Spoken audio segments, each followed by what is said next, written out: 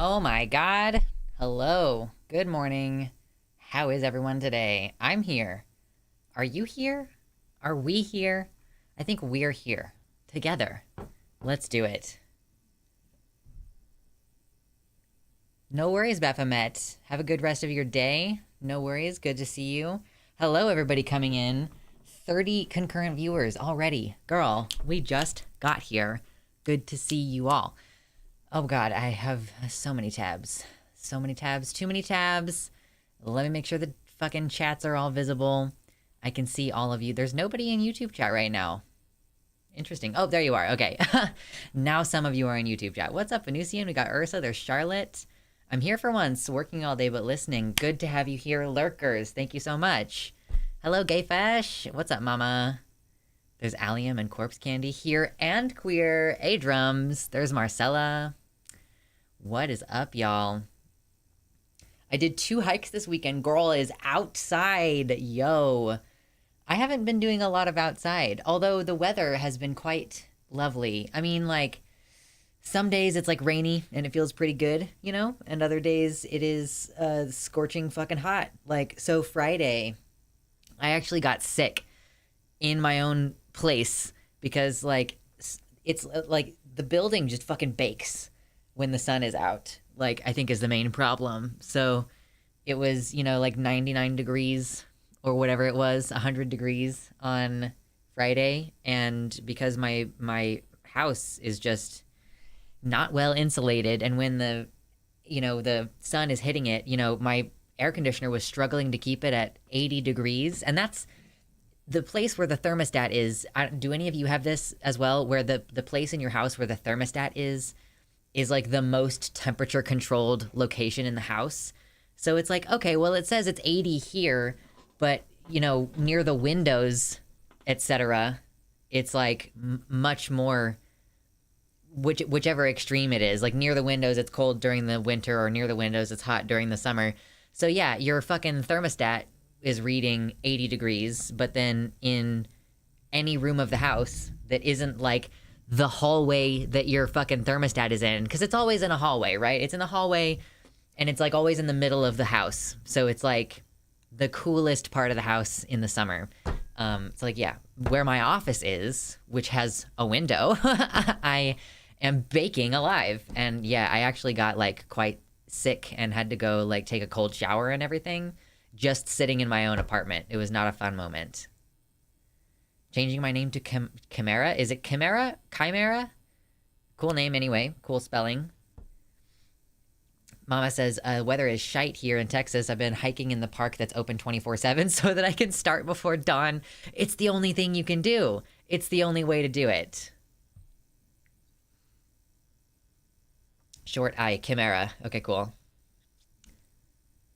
Dog mama here. No choice but to go outside every day at least twice. Rip. I know some people with tiny dogs get those little pee pads, you don't necessarily want the dog to be in the habit of peeing inside though, which I could completely understand. My thermostat seems to read fine. It just can't get things to the actual temperature I want it for most of the day. I'll set it to 78 and it's like, best I can do is 84. Right, because they can only keep it so cold relative to the outside temperature. So, I mean, frankly, it's kind of impressive that if it's 100 degrees out, my thermostat reads 80, but it's too hot for me to exist. So, unfortunate. Anyway, how are you all today? Have we done this? Tell me how you're doing. What is up this week? What do you have going on? It's the weekend. Are you enjoying that so far? Might not have a choice but to do pee pads if the ground is burning their paws. Well, yeah, I mean, the grass presumably is okay. The grass presumably is not going to be that hot. Stress week. So, oh, yeah. I'm prepared to have a very busy week. I don't know if I'm going to be very stressed, but it is going to be a busy week. And I don't know if I'm going to see you all on Tuesday. I'm going to do my best, but I might be like just busy enough that I won't see you on Tuesday. I'm making a level in Mario Maker 2. Nice. Gayfesh, do you make your levels like sadistic, or are you aiming for something more like fun? I work outside. Anything out of the sun is better for me, but blackout curtains are your friend for more than just sleep. Yeah, well, so the trouble is, Junebug, that I have plants, which I want to be able to get some actual sunlight. So, yeah, I mean, sometimes I like open the curtains in the morning, like, I have a bunch of plants and a bunch of different curtains and windows and stuff. Like, so I'll open the curtains maybe in the morning for a few hours and then close them when it starts to get warmer. And if I forget to do that, that does make it worse significantly. I'm going to be aiming for a fun level. I'm even adding an alternate path if you can find the hidden frog power-up. Ooh, that does sound fun. I have not played much Mario Maker, but I like to watch other people play it, and it seems fun. Designing levels seems like a lot of fun, too. Venusian is in a good mood. Nice. Glad to hear it. I'm also in a pretty good mood. The things we do for our plant babies. I know. I try to keep them to one window. Yeah, I did have them on more windows, and now there are fewer plant windows that can remain shut during the day. But yeah, mostly I'm just looking forward to moving into a place that has better air conditioning, which will not be too long now. Oh, wow. I've been to the ER 3 times this summer with heat stroke. Critical Kitty. You got to start getting ahead of that. Oh my God. My throat is so gunked up right now. But you got to plan ahead before you get that sick, you know? Like, you got to get plenty of salt. You got to drink plenty of water. You can wear like a cold or even a frozen washcloth around your neck, like a wet one. Running your arms under cold water to like physically cool your blood down. Listen, all of you out there who think, I don't really have any problems with summertime. Like, this isn't an issue for me. I promise you that it will become an issue for you if for no other reason than we have climate change. So everywhere is getting hotter. If you feel like you can tolerate summer now, you will not feel the same way in 5 years because things are getting worse rapidly, right? And COVID can give you postural orthostatic tachycardia syndrome, or POTS, which I was born with, but you can develop it, and that makes it really hard for you to regulate your body temperature and makes you prone to overheating in a way that can be dangerous. So, like, you know, I have a heart condition and no AC in my car. I drink at least a gallon of water a day. I've got a neck fan thing. Oh, yeah, so you have POTS too. Yeah. And, oh, man, the AC in the car thing, I completely understand. Like, it's a fucking nightmare. Like, to not have AC in your car and to have POTS, like, it sucks. I ended up getting, like, I got a mister. I would carry, like, ice packs. I had, like, a cooler with ice packs in it in my car, and I would, like, anytime I needed to be in my car, I would take the ice packs and put them on my inner thighs, because you have, like, arteries right there, I think, right? It's, like, sending the blood back up. That's the part that you want to cool your blood down. What's up, Max? Yeah.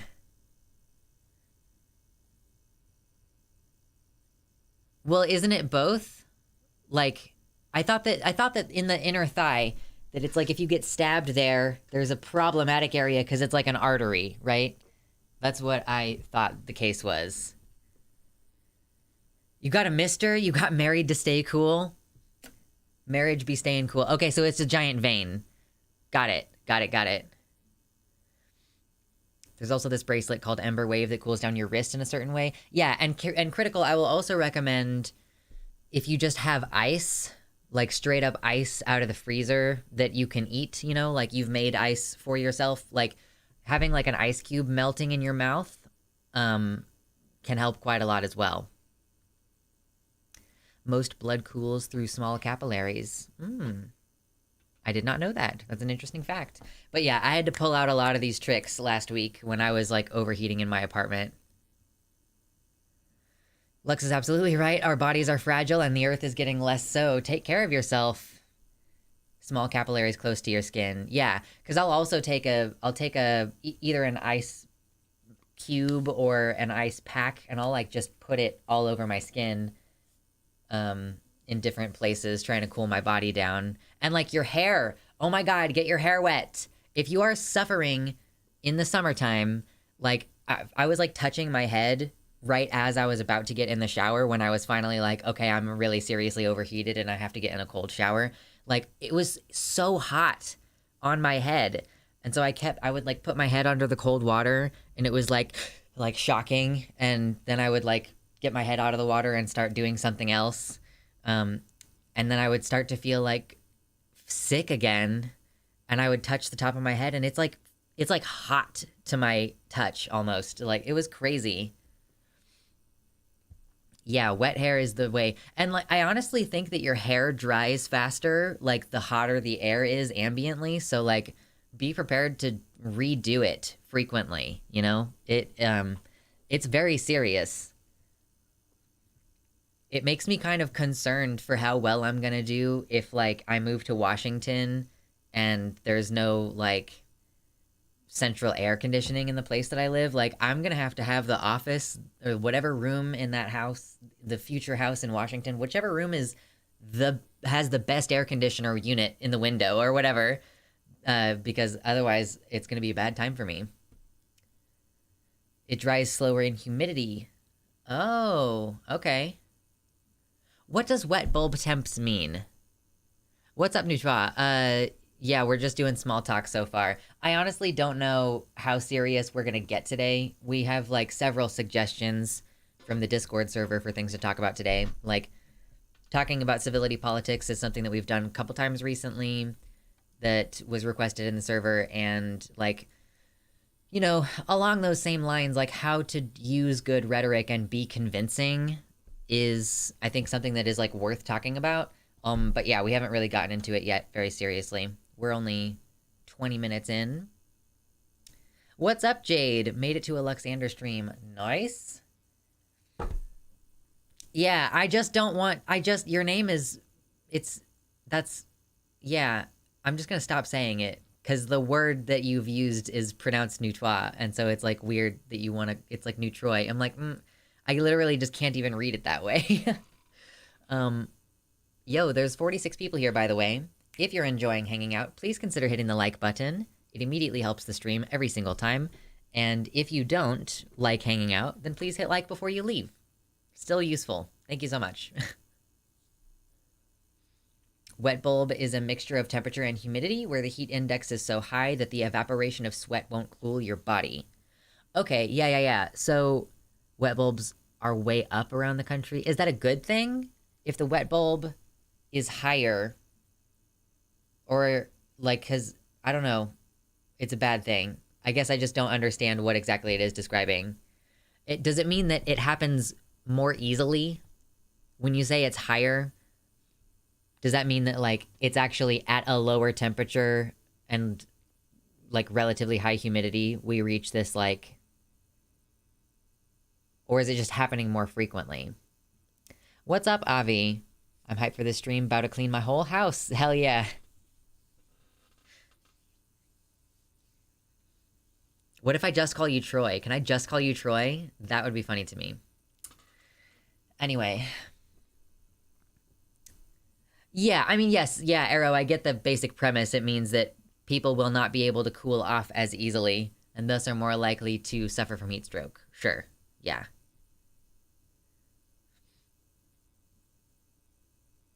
Wet bulb is like when they put wet cotton around a thermometer and compare that temperature to a thermometer out on its own.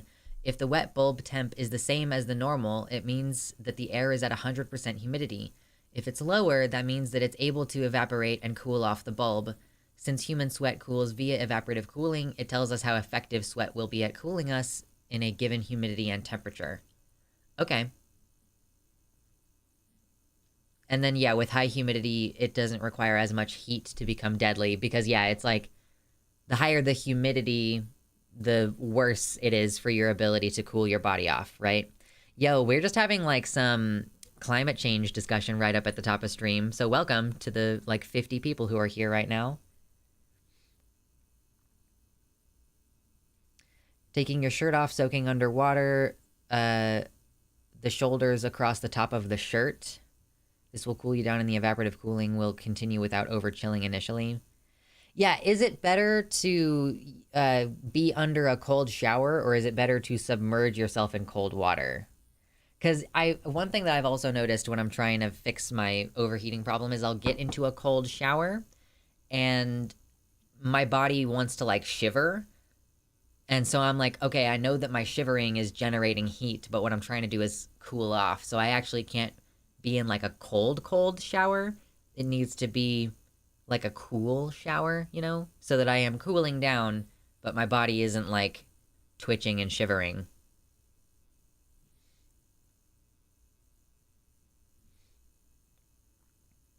Yeah, more wet bulb situations are occurring.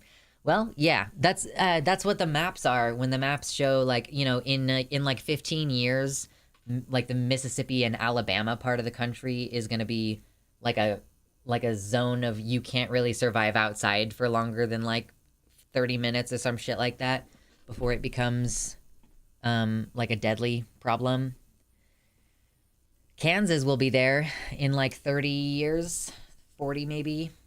Like, the part of Kansas where I live in, which is generally pretty temperate. Like, the Kansas City area generally is, like, compared to the rest of, like, southwest Kansas, it's pretty, like, chill up here. It rains a good amount. Like, there's been a drought this year, but it's mostly been west Kansas, and I live, like, pretty much super close to, like, the state line with Missouri and everything. I work outside and it was a brutal July in KC. Oh, no, no, no. I'm not saying that it wasn't brutal. It just was not as brutal where there were like droughts and like hundreds or thousands of head of cattle dying from the heat and the like just lack of water and stuff these past 2 summers. So it's definitely not great, but it'll be like literally uninhabitable in about like 30 years. It's a dark thought, but I don't see the world sustaining 8 billion people with climate change. I mean, it is going to reduce the amount of like land that's able to be farmed, but it'll also bounce back, you know, because we also have I'll just take neutral. We've beaten you down. No, I'll just forget every single time I see you is basically what's going to happen. Yeah, so it'll reduce the amount of farmland. And also, a lot of the industry that we've built is in locations that are going to become uninhabitable. So it's like, are we going to build, like, you know, brand new factories and, like, brand new corporate office buildings in, like, what used to be frozen tundra of Canada? And now it's like, are we going to be able to continue building industry that will continue the effects of climate change? Because if we stop doing those things, the planet will, like, fix itself and get better, you know? Like, so if enough of us die, or if enough of our locations of industry are shut down, then, you know, we have to leave, and so we stop doing that shit. And if we don't do it to the same scale in whatever new location that we're in, hypothetically, the planet will just fix itself, and then we'll gradually be able to retake those areas as they become inhabitable again. But that's assuming that, like, enough of us survive to do that.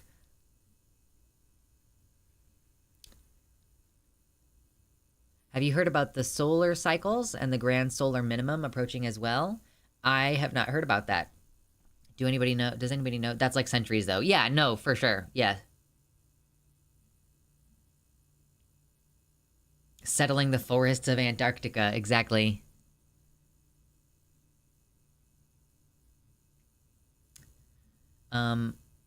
I learned this like 2 weeks ago when meteorologists started talking about it, and conservatives were like, 90 degrees, that's easy, because they didn't understand what wet bulb temperatures are. I didn't either, but my instinct is to look it up, and theirs is to scoff. Not to get a big head, but that kind of affirms my belief that conservatives are inherently stupid people. I mean, what was it that Harris said? Harry Brewis, H-Bomber guy, said at one point, you know, talking about, maybe it was even the vaccine video, he was like, my instinct when I disagree with like what a professional has said or what an expert has said, my instinct is to think that I am probably wrong, and then I go investigate and I read what a bunch of different experts say and try to like figure that out. Like the impulse to check, and I do that pretty frequently, even just talking to my partner about shit that doesn't really matter. I'll be like, oh, I do want to know the name of that actor, or I do want to know who voiced this person, even if I think that I know the answer. Or like, you know, my partner and I were watching Pirates of the Caribbean, and we will get into a conversation about like parts of a ship or like what year. Like, okay, for example, you know Davy Jones in the second and third movies, and he's got like the Flying Dutchman, and he's been ostensibly like, he's been supposed to be the ferryman for like probably thousands of years, right?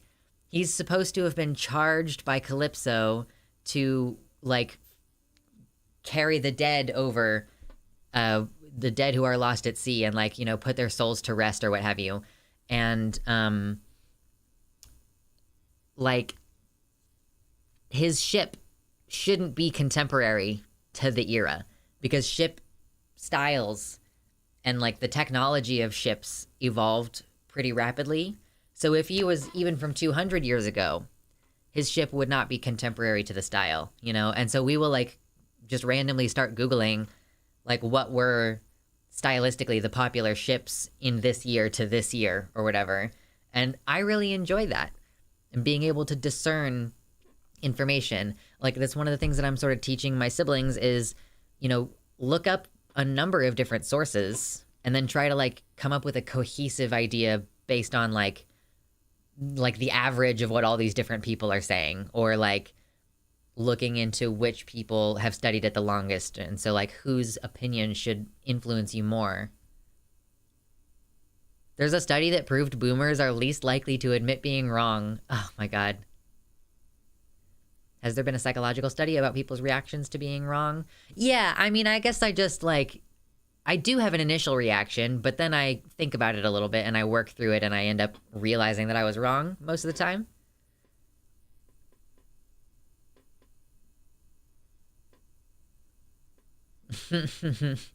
Y'all are being silly. Loved Davy Jones. Say what you will about those two movies, but they kind of did him dirty, but Bill Nighy killed it. He just kept chewing on the scenery. Like, he was just so good at it. He managed to do so much with just this part of his face, you know? Honestly, the second movie is not that strong. If you go back and watch them, the first movie, strong. The second movie, I mean, there's like a really long, really racist, like, sequence where, you know, there's like the cannibal island. It's a long sequence, guys. You don't remember, but if you go back and watch it, you'll be like, oh my god, this is lasting a really long time. And it's really not good, and it's pretty racist. So, I feel like the third movie was the weakest, but the second did drag on way too much. I mean, having just watched the second and the third movie, like this weekend, the second one was basically primarily held up by Bill Nighy's acting. Like, mostly his acting. Third movie also took itself a little bit more seriously. Like, the second movie went, I think, way too hard with the slapstick. It was pretty annoying, actually, in some ways, the way that they did the humor in the second movie. Third movie was, like, a lot more balanced, I felt, and you still had Bill Nighy in it. I just can't watch them anymore. Yeah, honestly, Johnny Depp is, like, the worst thing about those movies. I'm just like, oh, man, what a bummer. What are you gonna do? The rest of the things, like everything else about the movies is pretty cool. I did learn how to play Liar's Dice because of that movie, though. There was a deleted version of that scene that explains the rules way better. Yeah, and I did watch a pretty thorough video explaining that scene, and like why the decisions were made the way that they were made. The Liar's Dice, when like in the second movie, Orlando Bloom challenges Davy Jones to a game of dice. I hate that so many characters changed personality completely between the first movie and subsequent movies. That's fair. That's fair. Johnny Depp is the best part of those movies. Go rewatch them. It's really not. He's really not the best part of those movies. It's like pretty contrived the way that they repeatedly make Jack out to be like a badass, in a way that just feels really undeserved. Yeah, we're talking about the Pirates of the Caribbean movies. Venusian, you're allowed to nap. It's okay. I almost passed out at like 7 p.m. last night. It was ridiculous. People are not interested in this conversation. Compared to this, I did promise that we were going to talk about civility politics, so I can kind of see why people would leave. I only watched the first two movies, and I could immediately tell after watching the second that there was nothing worth having in any sequels. So I will say that the third movie kind of finishes the plot line that was started in the second movie, and then isn't it wonderful how there are no more movies after that?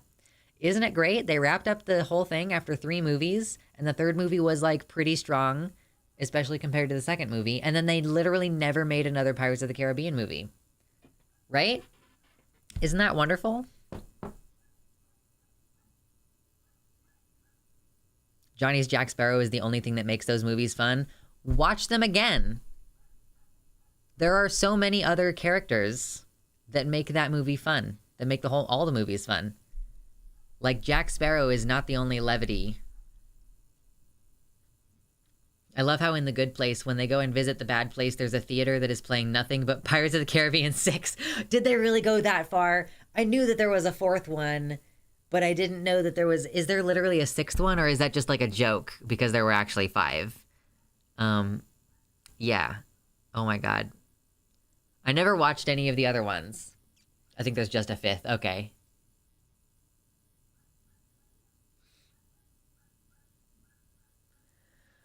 Good grief. Oh yeah, I have a coffee drink that I kind of forgot about. I should finish drinking it. Delicious. So, When you think of civility politics, what do you think of? Like, the first thing that comes to my mind right this second is that debate that we watched a little bit of last week, or like the week before, whenever the fuck that was, when Doe was so completely and utterly ignored. Deeply frustrating conversation. Thank you for reminding me of my coffee. You're welcome. Mm.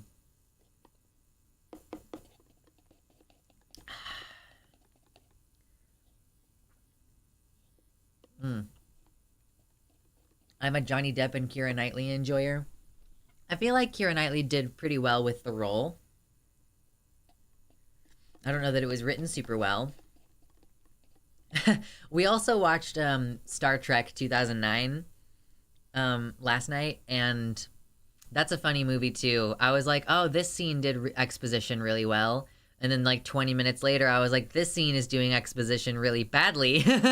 I just love thinking of movies and stuff that way. My posh British accent gives me a +2 stat boost to civility politics. I guess y'all do get away with saying mean shit, don't you? I love Simon Pegg as Scotty in that movie. He's pretty good at it. I mean, he's okay. I don't love him, I don't think. I mean, I was like, okay, yeah, it's Simon Pegg doing, like, a Scottish accent. What's up, Agamotto?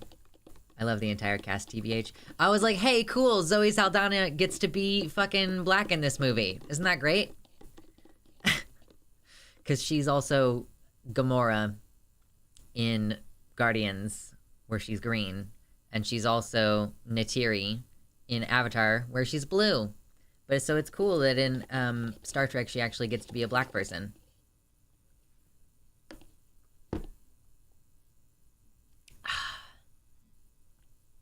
Yummy. When they announced Carl Urban as McCoy, I was like, huh? What? And then I saw it and I was like, oh, so they just resurrected DeForest Kelley. He's just been possessed by the spirit of DeForest Kelley.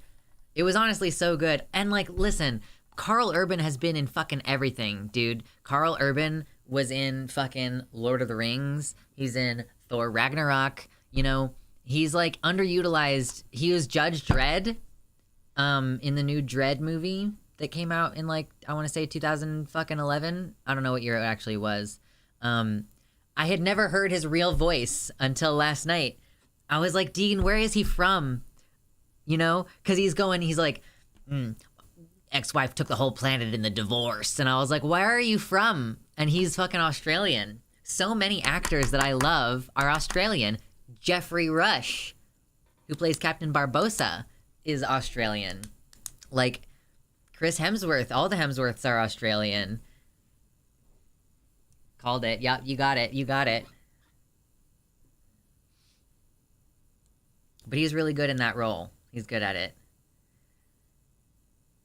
He's not from New Zealand. He's Australian. I hear civility politics, and I remember the high school ex-friend who called me hyper-political for being angry about some political issue that affected me directly. Yeah, true. Wouldn't it be funny if there were a fourth Hemsworth brother who was inexplicably South African or something? I mean, he's the youngest, you know. The parents had moved to another continent by then, and he grew up completely culturally cut off from the other ones. I don't know. He does a terrible Cockney accent in The Boys. I knew that he was in The Boys because I saw one of the interviews that I skipped watching last night was him and what's the blonde dude? I don't know his name actually. I've never seen him before, I don't think. The actor who's the blonde, who's like, he's the bad guy, right? He's like the bad version of Superman. I haven't seen The Boys at all, but I saw a lot of memes when season 3 came out. He's Homelander. Well, no, but what's the name of the man? Anthony Starr usually has black hair outside of that show. Okay, I haven't seen him in anything else, I don't think. He's got a kind of interesting face. He's Australian too.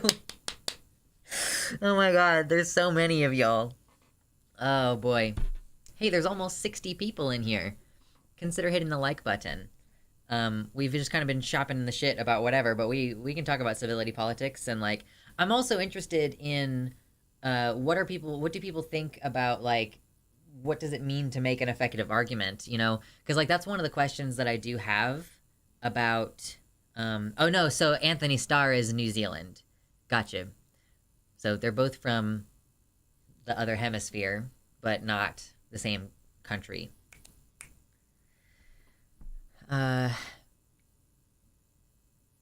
Nice. Thank you so much, Boa. What's up, Neurotic Canary? Hello.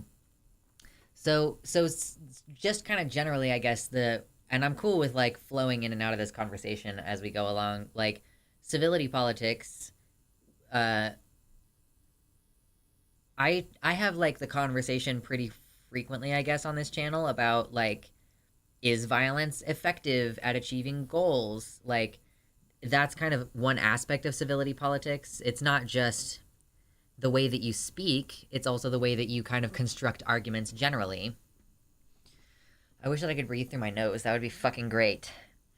I think I'm gonna get like inspected and see if I have like an actual like surgically correctable blockage in my nose, because I genuinely like just cannot breathe through my nose.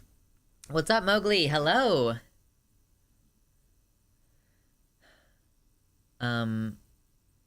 Yeah, if New Zealand is Australia, no. Effective arguments can't really exist on their own. It's always gonna depend on who's saying it, who's hearing it, in what context. Exactly. Yeah, and like, what do you mean by effective? Do you mean logically consistent / sound, or do you mean rhetorically convincing regardless of sophistry? Right. So I guess I personally like to have a clarity of goals. What's up, Umtick? Welcome in. I like to have a sort of clarity of goals when I'm speaking. This is like a thing that I learned from therapy, right? Is like, what is the point of saying whatever it is that I'm saying? And we could look at this in a fairly like, you know, easy to grasp example that's like not about politics, right? Have you ever asked yourself, like, and maybe this is like a unique thing to me, but like, if you're in some kind of relationship with someone, have you ever caught yourself telling them that you love them, not necessarily because you're trying to communicate to them that you love them, but because part of you wants to hear them say that they love you? Like, that you will be slightly indirect in order to prompt a sort of response, rather than, on the other hand, just saying like, hey, I really need this type of affection from you. You know, like, I really need like some verbal confirmation that you care about me. You know, you could make a more direct request rather than just kind of being obliquely. I did that once and got dumped shortly thereafter. Right. So considering what is the point of you saying something, I think is kind of important. And so when I am talking about rhetoric and what's effective, I am often going to be thinking about what it is that is going to be convincing, or I acknowledge that there are multiple different goals that you could have. Like, maybe the point of this stream is not to convince people to be not transphobic, right? I mean, you know, maybe it could be something that maybe I should go that direction. Maybe I should be one of those trans people who is talking to potentially transphobic people and trying to convince them individually. But, you know, a lot of what I do here is to create like solidarity within my in-group, you know? Like, back when people used to say, quote, die cis scum, I don't know if you remember that, but like, I understood that, you know, people would call that disrespectful and like, oh, that's counterintuitive to our goals. Like, this is going to make us look bad. And it's like, okay, well, the point of this rhetoric is not to be part of a discussion that's productive. It's meant to create solidarity in the in-group, you know? Yeah, I should get a hold of Jimmy and see about going on Takis again sometime. Do people still act like cis is a slur? Yeah, it was very recently declared to be a slur on Elon Musk's Twitter.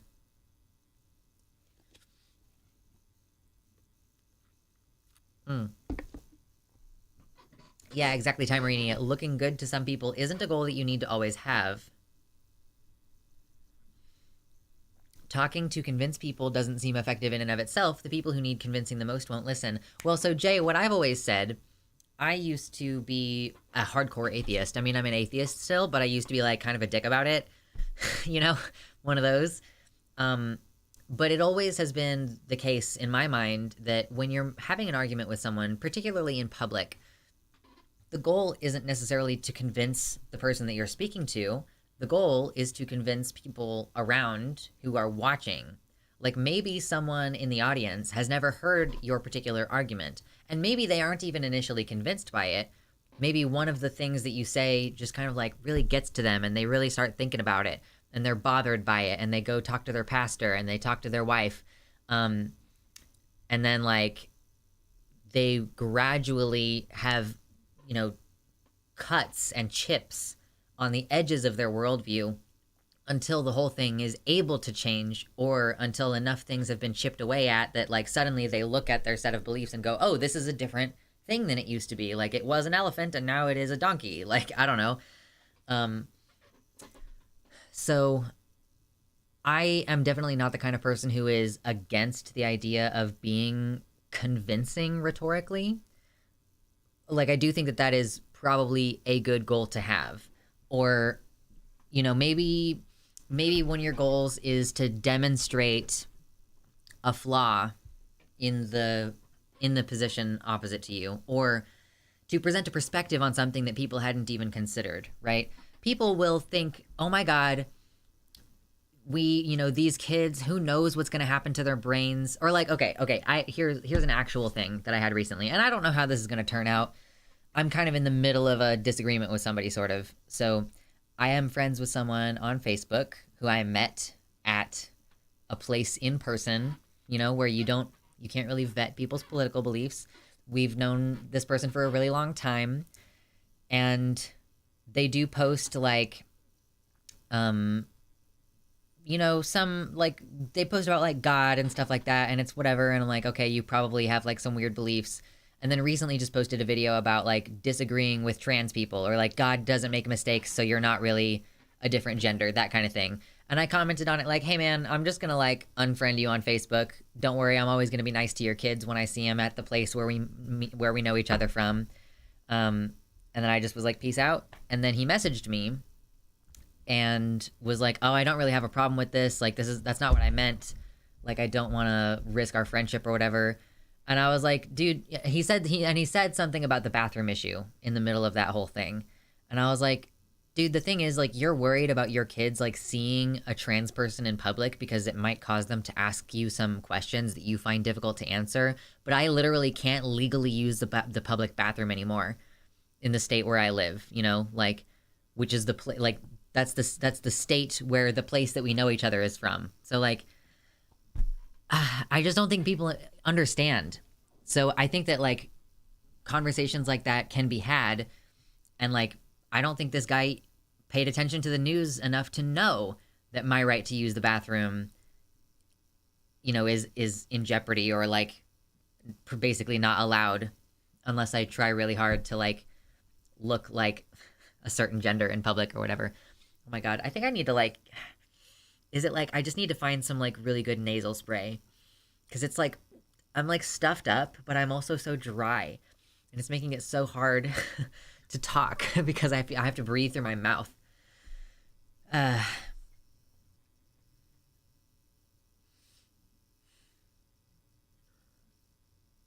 Yeah, it's really unfortunate that Twitter is going down the drain, because it does mean that like a lot of the on the ground kind of like getting the news directly from the people stuff is going to be harder to do. God doesn't make mistakes. People with chronic conditions. Also circumcision. The whole "this is a slur" discourse is one that really only exists because of civility politics. They throw up this bad faith shield that they find the term offensive, when what they find offensive is the concept that trans people exist. They muddle the conversation because we as a society have this priority to be nice to our opponents, and they try to package being nice and agreeing with them together. Oh, I mean, that's true. Thank you so much, Neurotic Canary. Enjoy your dicks. Thank you for the tier 1 sub. Much, much appreciated. I am basically like at the point now where I am going to try to start saving up for the eventual move to another state, because I was unsure about like having, potentially some big purchases that I was going to need to make this year, like, you know, apartment stuff and all that shit. But I am, I think, going to be in a position where I can start saving money to move. So that'll be delicious. I wish I could get the hell out of Texas. At this point, I'd be okay with leaving the country. I don't recommend that anyone stay in Texas. If you can get out, I recommend doing it. A lot of the people I know are still stuck on thinking I'm trying to be subversive or acting like I'm special or something whenever I talk about legal rights. I mean, it makes it easy that I can point to it. Like, I can say, like, it's not legal for me to use the bathroom in the state where I live. Like, doesn't matter which bathroom I use, I could get the cops called on me. And, like, so that's the reality that I live in, you know? If you're saying, oh, I'm worried about my kids seeing trans people in a bathroom, well, congratulations. You've gotten what you want, which is that I can't legally use any public bathroom unless it is a gender-neutral designation without potentially having the cops called on me and maybe getting, like, assaulted, you know? Like, yeah, guess who's stuck in Texas? Any of y'all who can get out of these places. I'm not going to be able to leave Kansas until, like, the beginning of 2025, which feels like a really long time. But, yeah, it's because you got to save money, right? Like, it is going to cost money to move across the country, and it's going to cost money to get a place that's, like, going to be able to support my family in this completely new location in a state that has a much higher, like, cost of living. What's up, Arrow? Welcome to the website. I just want to know why, for people like that, do they not want their children to see trans people, or do they not want to see trans people? Maybe it should be up to them to explain that. I think that, like, the secret that they won't tell you is that they think that if they don't tell their kids about the existence of trans people, that will protect their kids from becoming trans. Or really, like, and another thing that I pointed out to this dude was, like, you know, kids don't have a problem understanding this, dude. Like, maybe the one thing that they have a hard time understanding is that people have been telling them their entire lives that men and women are fundamentally different, and then when they see evidence to the contrary, like, that might be confusing.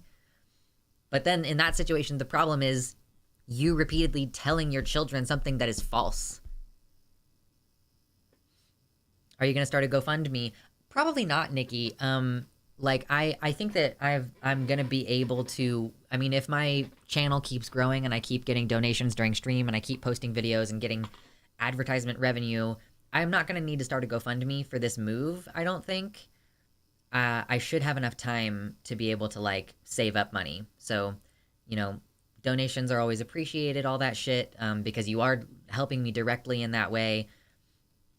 You know, I'm probably going to owe taxes again next year, so it's always good to, like, have a little bit of extra. And I budget really well.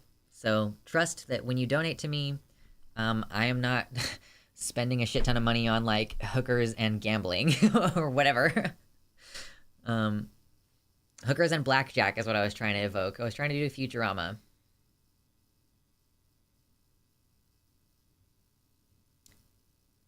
Yeah, fundy homeschooling did not save me from being bi. It just confused me for a very long time.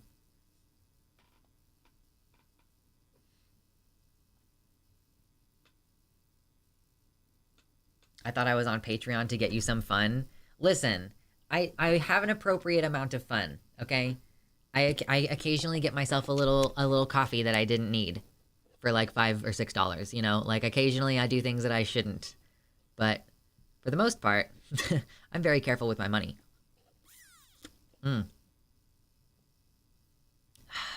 What's up, Violet?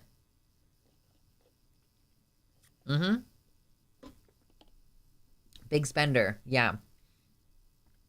And occasionally, and, like, I do buy myself fun things, okay? I will say.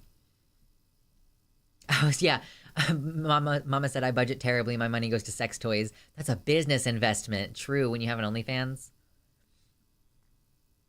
Honestly, I think that I would have a lot more fun in my life if I did fansly stuff more. Like if I did switch and do like more sex work stuff, because I do have a fansly and I post fully clothed pictures in like fun outfits. Sometimes there's like cleavage, or like maybe I'm wearing booty shorts and you can see like the bottom 2 inches of my ass or whatever. Rename the stream Civility, Politics, and an appropriate amount of fun. An appropriate amount of fun. But I do think I would, yes, sometimes fully clothed is more horny than nudity. I agree with that. There's like your imagination filling in the gaps. And truly what you're trying to do as a sex worker online is you really are like, your whole fucking income is the parasocial relationship, kind of, is like the implication of interaction, you know, like girlfriend level porn where you're like wearing a big baggy like t-shirt can sometimes be sexually appealing in a way that like nudity is not, because it's not just sexually appealing, you're trying to appeal to like the human connection aspect of it. What's up, Silent? We are here talking about porn. You've just arrived perfectly on time. Clothes that accent certain assets is a choice. It's true. Yes, the amount of effort you put into the clothes you wear for nudes and lewds is crazy. Like, honestly, you have to like arrange the clothing a certain way. I really need a ring light is the thing too. I finally need to give in and get a ring light with one of those phone camera mounts, because I have this huge box photography light and I don't want to move those around my house in order to take pictures, and also they're so bright. Like, I think a ring light would just be way better.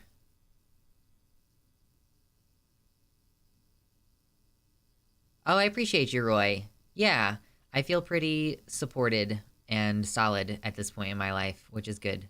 Wearing a harness instantly raises the appeal of any picture by like 50,000 times for me.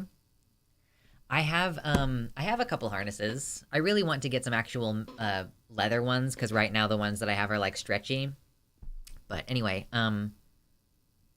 guys are always like, oh, just go get naked and take pics and watch the money pour in. Nope. Yeah, a young person I know recently joked to me that they would just sell feet pics on OnlyFans. Like, I don't know if they were being serious, but I was like, I didn't respond this way, but I wanted to be like, oh, so what do you know about photography and lighting? What do you know about cameras? What do you know about Photoshop and editing photos? What do you know about marketing? What do you know about like doing research into fetishes? Yeah, what do you know about skincare and like nail care? What do you know about like diet that helps your skin and nails be healthy and beautiful? It's actually really hard to sell good feet pics. Thank you. Yes, you can't just be like, pick up my foot and then like, oh yeah, everything's fine. I guess I was just out of frame, wasn't I? This is what I was. Hello, welcome to my socks. You literally, there's so much that would actually go into that. Like, any job that you have is going to be fucking work. There is no job that you're going to have that isn't going to be some amount of work. Even this shit, I actually acknowledged to myself a couple days ago, finally, that my job is actually hard. I guess I had got it in my head for such a long time that, like, you know, streaming is supposed to be easy, and because streaming is within my abilities most of the time. But like, it's hard to talk about the kind of stuff that we talk about on stream. It is hard to some degree to like be a performer and to like multitask and like read, stream, and talk at the same time. And the fact that I do have to have the knowledge of like the computer, how does the stuff work? What are the programs? How do they work together? And then like, I also have an entire subset of skills that's a bunch of marketing skills, like the titles of the streams, the thumbnails of my videos, and the titles of my videos. Like, you know, there is a lot actually of like choices, like not even necessarily creative choices, but like business related choices that you have to make with, how do I edit this? Do I want this to be edited tightly, or do I want this to be edited a little looser? Do I want people to feel like this is a video that I made for YouTube, or do I want people to feel like this is kind of what it would be like to hang out on the streams in a way that is inviting to people on the streams? Or are people not going to want to Like, are they not going to be patient enough to sit through all of my pauses and my ums? You know? Yeah, you got to be a performer, writer, researcher, marketer, videographer, and philosopher. I am so many different things to make this shit happen. And it's hard. And like, so whatever it is that you choose to do, it's going to be hard. And then, like, yeah, but it does lead to some really interesting conversations. Like, I do think that the conversation about civility politics and rhetorical effectiveness is an interesting one. And, like, because I think that there are so many different approaches because everybody needs something different and everybody needs something different at a different point in their awakening, right? Oh my God. I might genuinely have to, like, go find some nasal drops. This is kind of driving me insane. Yeah, being an IT tech doesn't fucking hurt either. I stopped selling foot picks and switched to breeding pet snails. It's much easier. Hey, you know, snails, like, breed like crazy. Do you just sell snails? Like, I guess that would actually be a pretty solid way to make some money on the side, wouldn't it? Or do you have to be, like, licensed? Because, you know, I know someone who breeds reptiles and sells them, and they also have a bunch of, like, isopods and sell them, and I don't know if you need a license to sell isopods either. As a socialist, everything is both a form of labor and also corrupted by it being seen as labor. I suppose. Like, the moment that something becomes your actual labor, as opposed to being just something fun, it, like, changes the context for sure.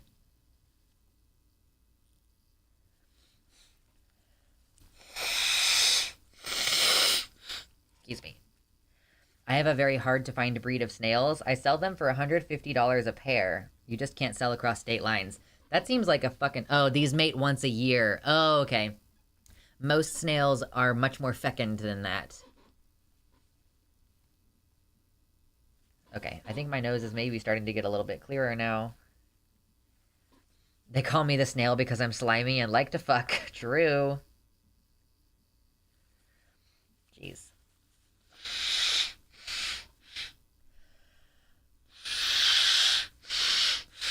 See what I mean? It's like stuffy, but it's dry. It's a weird combo. Anyway, I can breathe a little bit easier now. Good gracious. So yeah, I was gonna say, like, yeah, what's up, Gozer? I know that there are folks, and like, I can always hearken this back to my time back in the atheist community because that's when I used to talk about this stuff. You know, people used to call into the atheist experience and tell Matt Dillahunty that he was harming the atheist movement by being so, like, brusque, like being so, you know, just like really firm and like calling people shit out, like that firebrand atheist thing. And I think that sometimes people need that. Sometimes at some point in the process, someone will need to be told, like, hey, the thing that you're saying is fucking stupid, and here's why. So I just feel like, you know, rhetorically, honestly, there's a lot of flexibility, and you can choose a lot of different ways. Your hair up in a cone would rock? What is a cone? What do you mean? Sniffling stream? Yeah, unable to breathe stream. What is a cone? What does that look like? I don't know what you're talking about. Ducks make eggs too, and they won't eat your vegetables like chickens would. They taste different. Just put the hair up in a single spike straight up. Just like, try to... It's so long. Like, I can barely even touch the ends. Ugh. I'm hiding my arms from you today, as you can see. Arden Hart is currently going through a similar thing. The first part of, like, the last 3 shows have been her explaining that she's not going to put up with any bad faith bullshit. Yeah, I like Arden so much. And I mean, she's in a relationship with Matt Dillahunty, so you can see how they have that in common. You know, there's a reason why they're together, because they are fairly similar.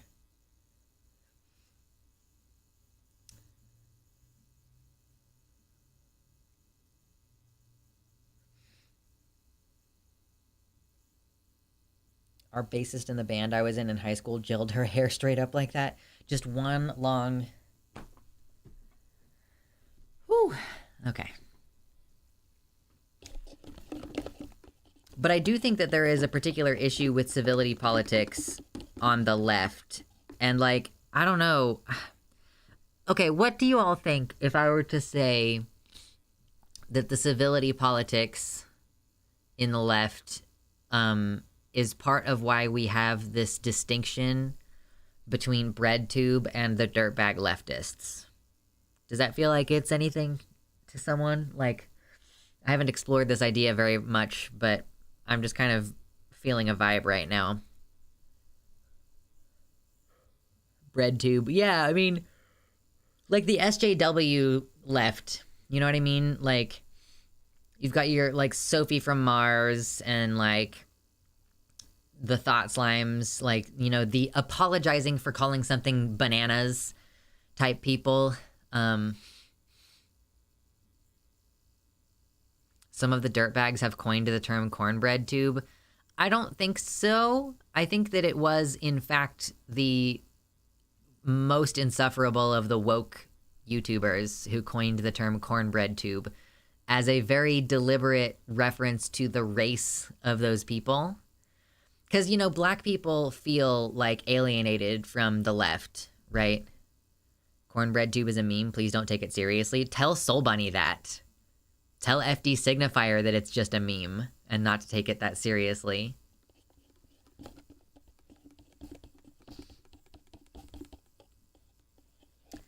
Some people are more concerned with being the bestest leftist rather than being on the same team. When I think dirtbag leftists, I think of Chapo Trap House, who, it turns out in retrospect, definitely seem more interested in running a successful financial venture than progressing leftism. That's fair. Yeah, like, when I think of dirtbag leftists, I think of Vosh, because that's, like, who gets put into that category, you know?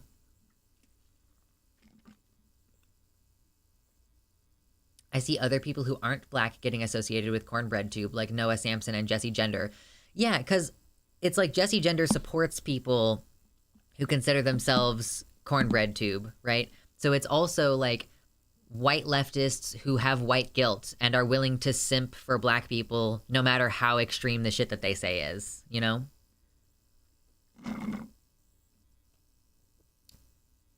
Yeah, always the real leftists, and the group of the real leftists gets smaller and smaller with every iteration. Okay, that was yummy coffee. And now I've got water. I left my fucking water bottle at my partner's house. Ah, sweetbread tube. Sweetbread is delicious. Oh my god. Is sweetbread tube, sourdough tube? Oh my god. I want to know what these things mean. What would sweetbread tube be? Compared to... So bread tube is like leftist video essayists who are white and talk about capitalism and are sometimes racially problematic or whatever. And then cornbread tube is like the subset of those who are even woker and primarily black creators, or ones that simp for them completely uncritically, right? Baguette tube. That's French leftists only. Baguette left tube.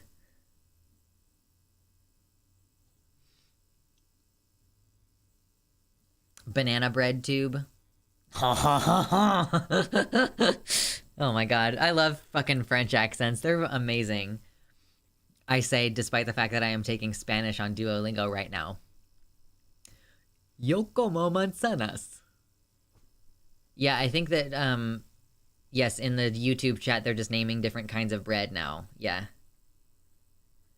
French queer YouTubers can be faggot tube. True.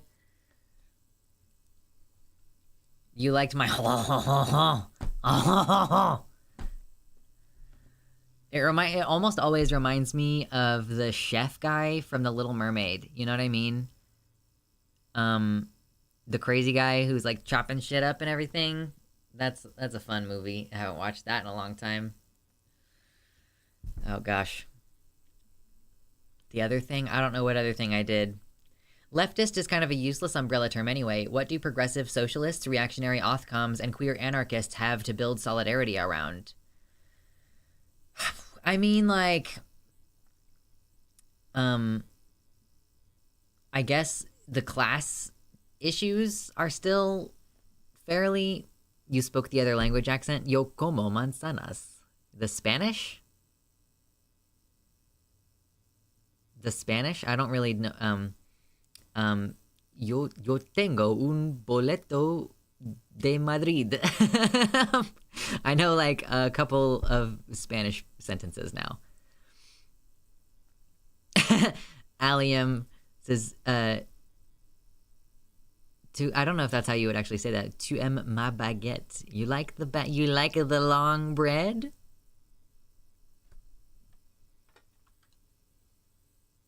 Oh, the penis stays on my desk. The Spanish sounded like a Japanese guy saying it. Interesting. I was like, yo como manzanas. Baguette just means stick in French. Does it really? Or wand. Okay. Yeah, Violet posits that we do all want to see fascism die. See Harry Potter wielding his baguette. Oh no, is that actually how they put it in the French? That's so funny. Lava bread tube for Welsh seaweed monsters. Jiminy Christmas. Drink water, y'all. Hail hydrate, okay? Hit the like button if you haven't already. It's the yo pronunciation. It's almost a jo. Yeah, I know. I feel like it's a little bit awkward for me as a white person to like really do a Spanish accent, although I know how to pronounce it, you know.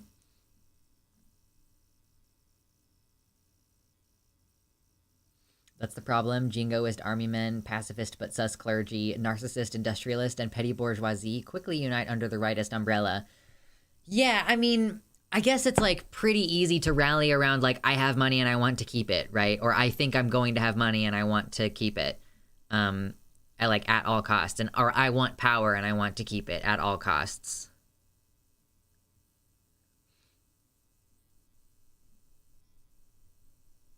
I completely disagree. Reactionary commies have foregone class consciousness in favor of reductionism and state worship.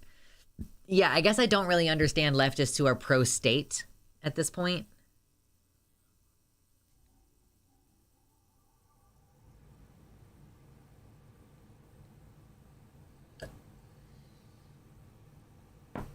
Weird that in America we have this thing where it's pretentious to pronounce things correctly sometimes. Yeah, I mean... I was just... Deegan likes to watch... My partner likes to watch these videos that are... Like, people... Like, a guy and his girlfriend, and he's showing her Dragon Ball Z. Like, and she's never seen it before, and, like, you get to see her reactions to it and stuff. And they were watching Naruto, and... You know, the guy... When he was talking to his girlfriend in the video, he said, like, Kankuro, or, like, Kankuro, as one of the character names, and I was like, I feel kind of validated, because I also say Japanese words the way that they're meant to be pronounced, and, like, wow, imagine never having seen the classic animes.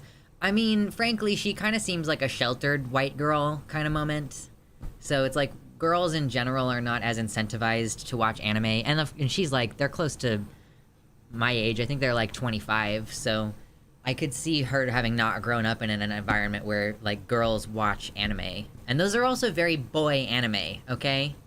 Like Naruto and Dragon Ball Z are both like very boy anime, and they're also fairly old.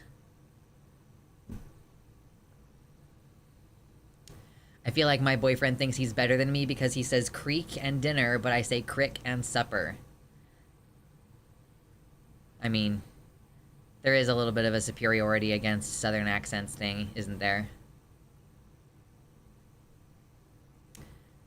So-called anarchists when you hit their pro-state. Does water infused with the ground-up seed of the coffee plant count as drinking water? I mean, you're getting hydrated, but it's also a diuretic, so it's gonna make you pee. And you'll pee out more liquid than you consumed by drinking it, so... Naruto is also lesbian culture. No, I don't know why, it just is. I mean, it's pretty gay. I could see that being the case. Coffee is still hydrating. I mean, it is hydrating, and it's a diuretic. It does both of those things. I guess for me, it always feels more intense because I also have the salt problem. So, like, I'm drinking coffee in the morning, and I haven't had any salt yet, because I don't eat in the morning most of the time. I probably should. Or I need to have, like, okay, suggestions from the chat. What would you do if you were a person who required salt more than most people to live, okay? And you woke up in the morning, and you were like, okay, my symptoms are worst in the morning, so I need to get salt. Boom, first thing. Bonus points if it doesn't require actually eating any food. Like, how can I get salt in the morning? Just eat pickles, like, right after I brush my teeth? Does that sound good? What's this about salt? I need it more than most people. Pedialyte? I guess that's a good point. Gatorade? Gatorade's very sugary. No one has recommended tomato juice. That seems like the thing that makes the most immediate sense to me. Like, you could just fucking knock it back. It doesn't matter what kind of salt. Nibble a salt lamp. I should just get a salt lick and just lick it. Pickle juice. You say tomato, I say pickle. Tomato juice is nasty. Okay, listen. It's not for fun. It's for nutrition, you know? Junebug recommends V8. Yeah. Salt stick is a pill type thing that's made to help with POTS. Oh, I could literally just take a salt pill. My actual answer was too lewd, unfortunately. I think someone recommended semen earlier. Or they alluded to it. Oh yeah, it was in the YouTube chat. Someone said semen. That was the recommendation.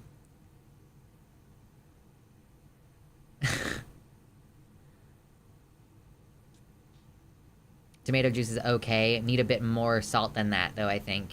Yeah, see, that's the thing. I guess I could just do pickle shot in the morning. I've never found semen salty. A small amount of protein. We took salt tablets at camp. Yeah. I guess I was looking for, like, a nutrition way to do it, as opposed to, like, just eating straight-up salt. How do we go from civility to pondering the saltiness of semen? This is how my streams go. I'm sorry if you don't like it, okay? But this is what peak performance looks like. I get enough salt myself. Yeah, I mean, I just need, like, 5 times at minimum, like a minimum of 5 times as much salt as most people. Like, literally, I have a low blood volume if I don't eat enough salt. Salt and lemon in water. Yeah. Just acknowledging the humor of it. Eggs are high in sodium. Good point. I guess like a morning V8, like a regular sodium level morning V8 is gonna be the quickest way to just knock it back. I know, I just gotta turn the blood volume up louder. Oh gosh. Beef base from ramen packets? Well, just drink straight up. Oh, I guess like a chicken broth in the morning wouldn't be unpleasant. Like a bone broth? That would be delicious. What a great way to start your morning. With like a chicken broth or like I think like bone broth would also have like a lot of like delicious fatty things. Ooh, that's a really good idea. Damn, I want chicken broth now. It's delicious. I would get on EDS subs and ask there. Lots of people with EDS have POTS. Honestly, my personal opinion, so POTS is just a syndrome, as you know. Postural orthostatic tachycardia syndrome. It's just like a bunch of different symptoms that tend to co-occur. My personal belief is that EDS is one of the most common underlying causes of POTS. Because POTS, when you get that diagnosis, that's not really telling you what's wrong. It's just telling you, okay, well, since you have this collection of symptoms, here's broadly how you treat it. Use compression garments and drink more water and get more salt and don't eat big meals and avoid carbs. Like, there you go. Self-manage it. Have fun. There's basically no medication made to specifically treat this, so figure it out. I think that most of the time EDS is the underlying cause because what you're dealing with is like a connective tissue problem. This is the best option to you? Literally a dragon. Well, yeah. Just slurp down bone broth. Man, that's a good idea. Yeah, because I think that like chicken broth would definitely be very salty. Do bone broth is what people do who are fasting enjoy too. Ooh, yeah, that's interesting. I'm not fasting right now. Blood? No, no, no, no. Pork blood is like easily one of the worst things that they eat on Good Mythical Morning, as far as I can tell. What about foods like beef jerky? Yeah, I just am usually not hungry in the morning. So it's like if I can get a liquid form of salt in my body. I do unironically enjoy pickle juice from time to time. Girl, listen, me too. There's a jar of in my fridge that has one pickle spear left in it, and it's at the bottom, and there's only like this much liquid left in the bottom because I keep sipping at it. It's delicious. Bovril? What is this? Bovril? Oh yeah, I did have some stuff that we could react to today as well. It's a thick and salty meat extract paste, similar to a yeast extract. You know, I have Better Than Bouillon in a jar, and I have like 3 different flavors of that right now. So maybe that would be... That's basically how I would go about getting a chicken broth, I think, would just be to like stir up some of the chicken bouillon.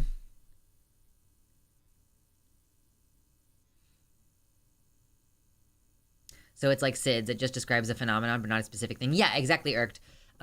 Anything that's called a syndrome, so sudden infant death syndrome is what SIDS is, or postural orthostatic tachycardia syndrome.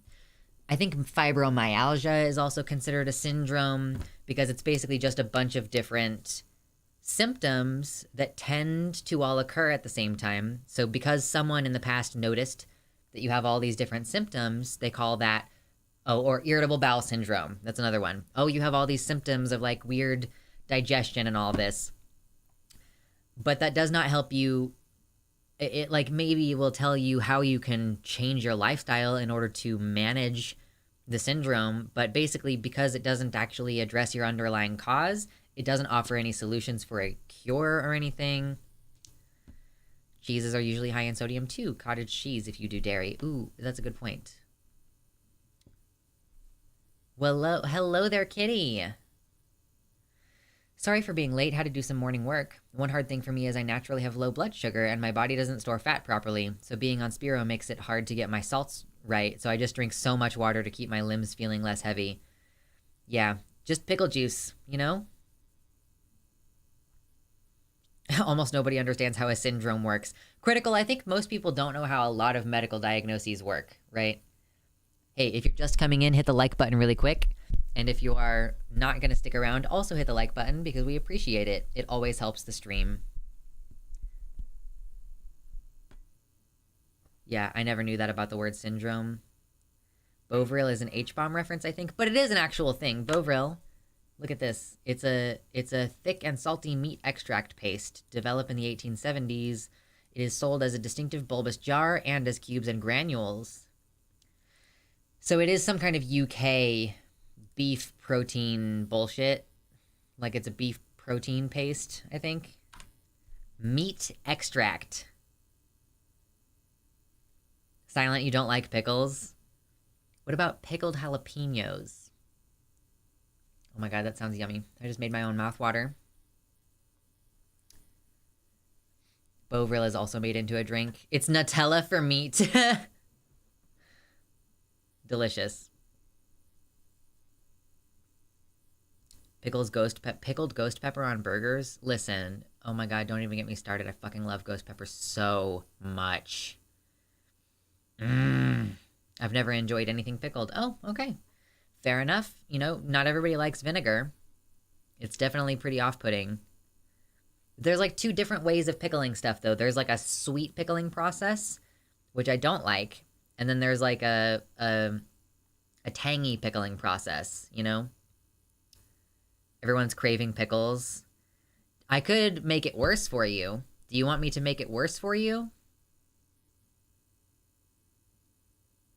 I like malt vinegar with fried fish. Well, yeah, so that's like a tangy vinegar, right? It's not like a sweet vinegar when you have it with fried fish, because it's kind of like, okay, we're doing this again today, I guess. I'm assuming that it's gonna come back. Hello. Yeah, so, I think pickles that are tangy, I'm gonna have to reset it manually, apparently. Pickles that are tangy are really yummy. Vegemite, Marmite. Isn't it really gross? Is it actually really gross? Or is that just something that people say?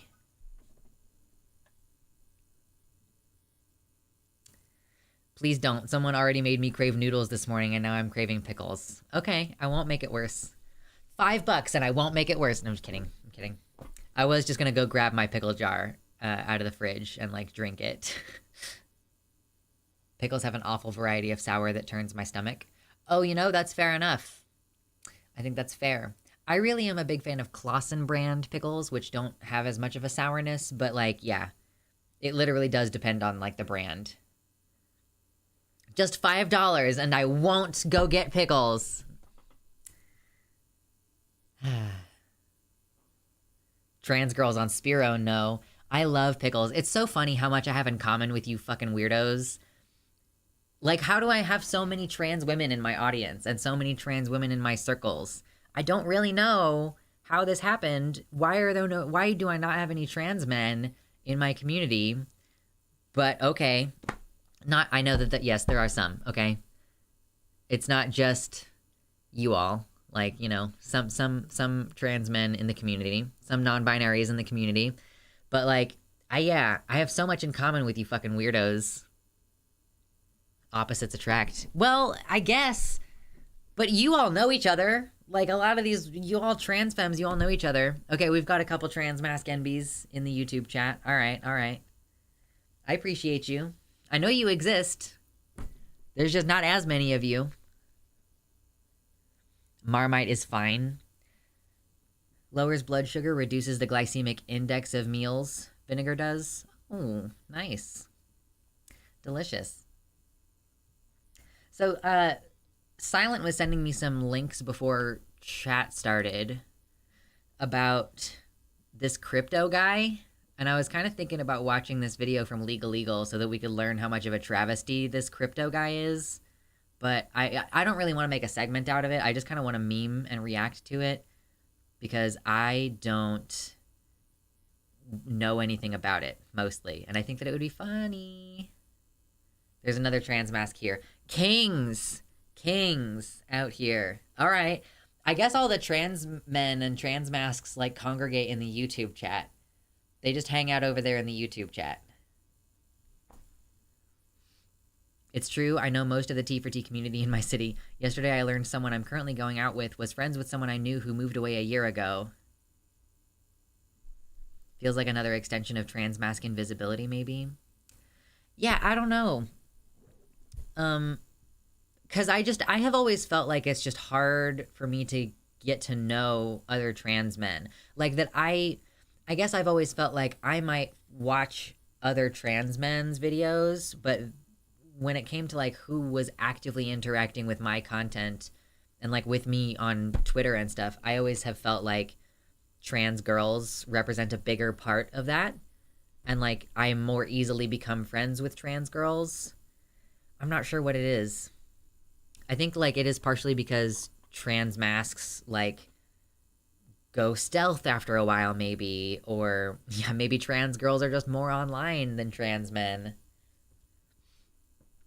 Too many men on YouTube. I know. Should I femme more often? I don't really think about it that much. Like, today is definitely a mask day. I'm just wearing a Camp Unis Honest shirt. I mostly was wearing this shirt to cover up my muscles so that if we did flex today, if we did reach the stream goal, then I could actually take my shirt off and flex and not show them off by accident while I'm putting my hair up. Lewd. There's definitely very online Tumblr trans masks. And maybe, like, trans girls are more likely to be a little bit edgy or something. And whereas trans masks, maybe online, are more likely to be, like, the Tumblr types. Trans mask be trans masked. What? Hiding it. Trans mask. And so when I was saying that, like, yes, maybe a lot of online trans masks are of this sort of Tumblr-ish variety, they're not necessarily going to be on board with a person who calls themselves slurs and, like, sometimes calls things retarded, you know? Like, I don't as much anymore, truly. I think the thing that I call retarded more than anything else on this stream is Vosh, right? I think that that's overwhelmingly at this point, it's either myself or Vosh that I'm calling the R word. But some people would be annoyed by that. I do it because it's funny. I feel like maybe trans mask NBs have some underlying solidarity with trans femmes. IDK, my best friend / partner of 5 years, is... In fairness, we are all the R slur IMO. I find it hard to get mad about some slurs after learning about the euphemism treadmill. I'm not entirely sure that I've heard that phrase before, the euphemism treadmill, but it's basically like if you say, you know, if you say this person is autistic instead of saying that they're retarded, like sometimes people will use the cleaner word in place of that. Like, or maybe somebody will say like you're mentally challenged instead of calling you retarded. But like they're still attacking the same attribute, right? So I guess that's what I would assume that you mean by euphemism treadmill, that like I feel like R slur is more broad than just autism. Well, yes, of course. But like it's actually, I think more often than not the R slur refers to like Down syndrome. Like the kind of like very visibly neurodivergent, like maybe a chromosomal issue, like generally considered to have extreme issues with functioning kind of people. Speaking of Vosh, though, are we going to talk about the drama between him and Anna Kasparian? I think we talked about it ever so slightly last stream. Let me check my notes. I don't actually know if we did. We didn't really go into detail, and I wasn't going to make it a segment. Oh my god. It was the funniest fucking thing that happened, Mama. I don't know if I'll be able to find it. I kind of want to comb through the fucking thing and find it because it was funny as fuck. Okay, we talked about Anna Kasparian again on this day. I want to try to find this moment that happened because it was so fucking funny. Mute this. We were talking about Anna Kasparian and all that. Okay, it was way before this. Back here. We were looking at videos on Twitter. Oh god, okay, yeah. Okay, I think I found the rough area of the video that it's in. From our stream a couple days ago. Yeah, of course. Yeah, the crux of the issue is that we would need to stop using neurodivergent as an insult. Otherwise, there's no language we could use that won't become a slur given enough use. I think that that's kind of what the euphemism treadmill that Corpse Candy alluded to was that. Yeah, the word itself is irrelevant. Which is why Vosh's defense is bullshit. He uses it primarily as an insult. I don't really think that Vosh even defends himself on that anymore. He's just like, I am autistic and I'm going to use it as an insult when I want to. Like, he's not really trying to reclaim it as far as I can tell at this point. He's just like, this is the bomb that I dropped because people, you know, get in a tiff about it. Like, Vosh doesn't use the reclamatory argument anymore. Yeah, no, he just is like, I am going to insult people this way. Yeah, so let me see if I can find this. Which headphones is this? I need it to be these headphones. Okay, hold on. Let me see if I can find this moment, because it was very funny.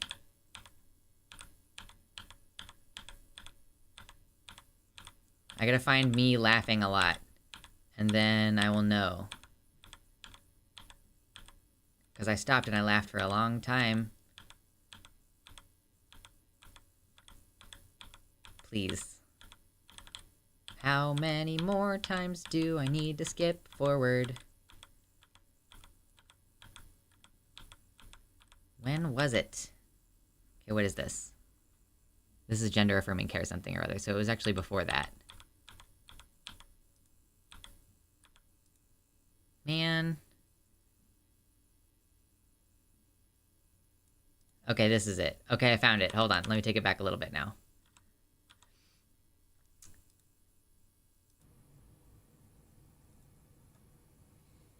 Okay. I will send you the link, and you can watch it yourself, but I will not be showing it on stream. The video of them saying the N-word a bunch. Just, I was giving that to someone in YouTube chat, but just for the sake of consistency, I'll put it in the website chat as well. Yeah. Nick. Nope.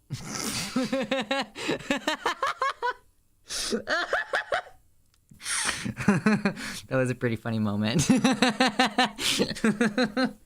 was pretty good. I gotta clip that. I gotta clip that. Yeah, I got really red really fast. Oh my god. I gotta clip that, and it's gotta go on the channel on its own, because it's very funny. Like, I gotta start it a little bit sooner than that, where it's like, yeah, there's a video of them saying the N-word. Then replies. You instantly changed. Yeah, some part of this where I go like, it's a video of them saying the N-word, and I'm not gonna show it on stream. It's like the fact that I led up into it and was like, I'm definitely not gonna show it on stream. We're not gonna do the N-word on stream. And then it starts to play, and I'm like, no, wait. Oh, God. Very, very, very, very, very funny moment. Easily one of my favorite moments on stream so far. Easily, easily, easily, easily. Oh, gosh. Jenk and Vosh have kind of similar voices. I never really thought about that before. Anyway. I kind of want to watch this legal video about crypto bros. I don't know if we're going to lose a lot of people, but I'm kind of ready to rest my voice for a second because my throat's been a little bit sore. I really don't like Jank, Sai. Yeah, I mean, I don't really know that I would have ever liked him if I had started watching their content a couple of years ago.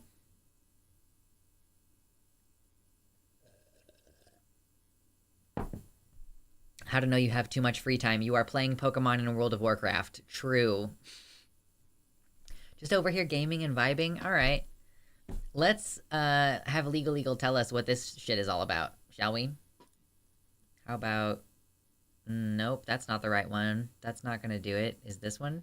I still need to fucking get a hold of EB and make a huge correction on the color scheme.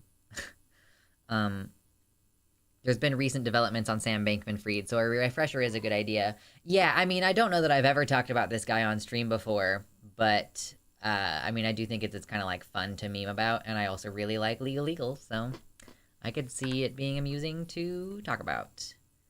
Breaking news! Crypto play turned out to be a big scam. In other news, the sky is blue and those clowns in Congress did it again. What a bunch of clowns. How does he keep up with the news like that? Last week, FTX, the second largest cryptocurrency exchange in the world, filed for bankruptcy. And it's FTX. It's a safe and easy way to get into crypto. FTX is like, you're stealing some non-binary valor, okay? Instead of FTM, I am FTX. Legal kind of hot, though. He is a little bit. I guess Devin is a little bit hot. Just a little bit. I don't think so. 2022 was a bad year for cryptocurrency, but even in this volatile market, FTX's sudden implosion took people by surprise. Many saw FTX as the squeaky clean white knight in the crypto world, but with FTX in bankruptcy, tens of billions of dollars, aka real money, missing, and giant holes in the balance sheet, there's going to be hell to pay. Which is why lawyers are the real white knights. So what did FTX do wrong? What laws might they have broken, and who is going to jail? Or maybe it would be easier to talk about who's not going to jail. But hold on, folks, we have a lot of ground to cover because there were probably a lot of crimes broken. FTX had over 1 million... A lot of crimes broken. All right, Devin. So this is supposed to be like one of the biggest financial goofs in like a couple decades, right? Because frankly, I don't know, yeah, crimes. I don't know a lot about the Madoff situation but like that's supposed to be like, you know, one of the iconic fucking financial crimes. Yeah, Bernie Madoff. Yeah, I wish that I knew more about the actual details of what happened there. I just do not. Users and was recently valued at $32 billion. The company was founded in 2019 by Sam Bankman-Fried, a 30-year-old ostensible wonder kid. What a lovely last name to have for a guy who is going to start a crypto bullshit. Bankman. I am a bank man. What are crimes if not goofs on society? True. Bankman-Fried garnered lots of attention for having a romantic relationship with 10 other crypto people and playing League of Legends during meetings, which apparently was a sign of genius and business acumen. And if so, I guess I need to give my intern a raise. But those warning signs didn't stop him from securing massive investments from some of the biggest funders in Silicon Valley. If anything, it helped him procure that funding. Foreshadowing! But Bankman-Fried became the darling of the crypto industry, swooping in to rescue Robinhood and Voyager Digital when they were struggling earlier this year and donating— Oh, I remember Robinhood. Robinhood was like, it was like a crypto thing, wasn't it? millions of dollars to the Democratic Party. And now, surprising no one, BlockFi, which was rescued by FTX, is now going bankrupt as well. Sam Bankman-Fried, or SBF as he was known, got his start at Jane Street, a quantitative trading firm that focused on arbitrage opportunities in capital Trading platform. Yeah, so Robinhood was like stocks and trading. market flows. After that, he started a hedge fund called Alameda Research in 2017. Bankman-Fried made his first fortune by capitalizing on an arbitrage opportunity where he could buy crypto coins at low prices in the US and sell them at a much higher price in Japan. And in 2019, Bankman-Fried started FTX, a crypto exchange which set out to accommodate the kind of trading that he was doing at Alameda. The exchange made fees on the buying and selling of different assets, some of which are illegal in US. Robinhood was stocks that the quote average person could do online. Yeah, it was supposed to be like baby's first stock exchange. Like anybody, and they like give you a free one when you first start or whatever. Yeah. Because they were too risky. Again, more foreshadowing. But that's one of the reasons why FTX and other companies were incorporated in the Bahamas. Yeah, it blew up during the GameStop thing. Oh my God. Yeah, I remember that like 2 or 3 years ago. Wow. TTX, Twitter 2X. Are you using Vocal Fry? Curious if it was the T or voice training. I mean, I don't know, guys. Do I have Vocal Fry? I don't fucking pay attention to how I talk anymore. I did a little bit of like trying to loosen up certain parts of my voice, and it's just really fucking hard, and I don't really feel like doing it at all. I don't do it on purpose. I don't think you have Fry. I think when I'm really dehydrated, sure, there's Fry. But like, I'm drinking water right now. I'm being a good boy. I am your personal Tamagotchi. $5 in, make me drink water. You know? That's how it works.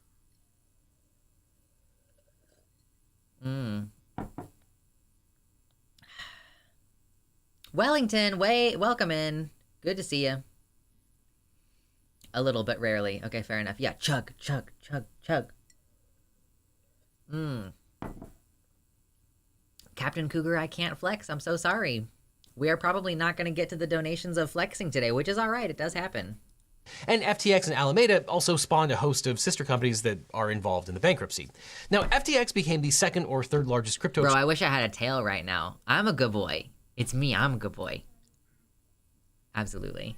exchange by volume, and often became the lender of last resort in many failed crypto projects. Some called Bankman-Fried the JP Morgan of the crypto world, echoing the way that Morgan had scooped up assets at low prices. And Bankman-Fried often suggested that he was going to buy Goldman Sachs at one point. Alas, that day is never going to come, because reports now say that Bankman-Fried may have improperly transferred $10 billion in customer money to his hedge fund Alameda Research, and that at least $1 billion of that money is missing. Hackers made off with over $400 million in tokens. Some speculate that this might have been an inside job. And 2 weeks ago, the company said that its tokens were worth about $5.5 billion, but the real value may have been only in the hundreds of millions, with less than $1 million in liquid assets. Bankman-Fried was worth $30 billion at one point. So is this just a lot of lying? Is that how this works? It's just lies on top of lies on top of lies? I always have the urge to call NBs a good entity. Listen, oh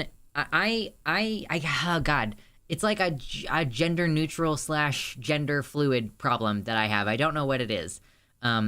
I'm true neutral because I'm too many things at once. Exactly, Timerinia. Like, I'm a good boy in most applications, but in a sexual application, it's good girl. You know? That's how it works. You're telling me you would, like, who would lie on the internet? You're telling me someone would just lie on the internet? No. But lost at least 94% of that as it was wiped out in a single day. Wow. And all of this has regulators, courts, and lawyers circling FTX's corpse. So there's already lawsuits, and it's possible that everyone is going to jail. And part of the reason is that Bankman-Fried allegedly started moving or lending billions of dollars from FTX, customer money, to Alameda Research, which suffered big losses through risky trades. Alameda put up FTX tokens, known as FTT, as collateral for the loans. This turned out to be problematic because FTX tokens weren't widely traded outside of FTX and were highly correlated with the success or failure of FTX itself. Now, we'll talk about this more. Yeah, they were trading something that doesn't actually have value. Like, it's supposed to be collateral. Like, collateral is supposed to be something which has value that you can fall back on. But if you're using, like, a cryptocurrency as collateral, it's really, like, one of the shakiest forms of collateral. It's, like, basically saying that it is absolutely not guaranteed. I'm gender chaotic. True. If Vosh is trash, what name does Anna K reserve for this guy? I don't know. She's such a weirdo. A Ponzi. Shell games inside of shell companies, inside an enigma wrapped within a mystery. Absolutely. In a second, but this is part of the magic beans problem that's inherent in a lot of different crypto projects throughout the entire industry. And recently, FTX ran into financial problems and started shopping around for investments. I am a good elder deity. It's true. Oh my god, what was it? I saw something on Facebook. Hold on, let me fucking see if I can find it real quick. I shared it, I think. Yes. Okay, let me just see if I can copy image. Or, like, view image in new thingy.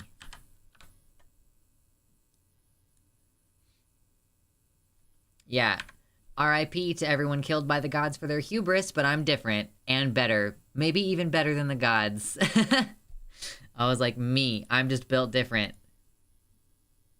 Okay, that can go away now.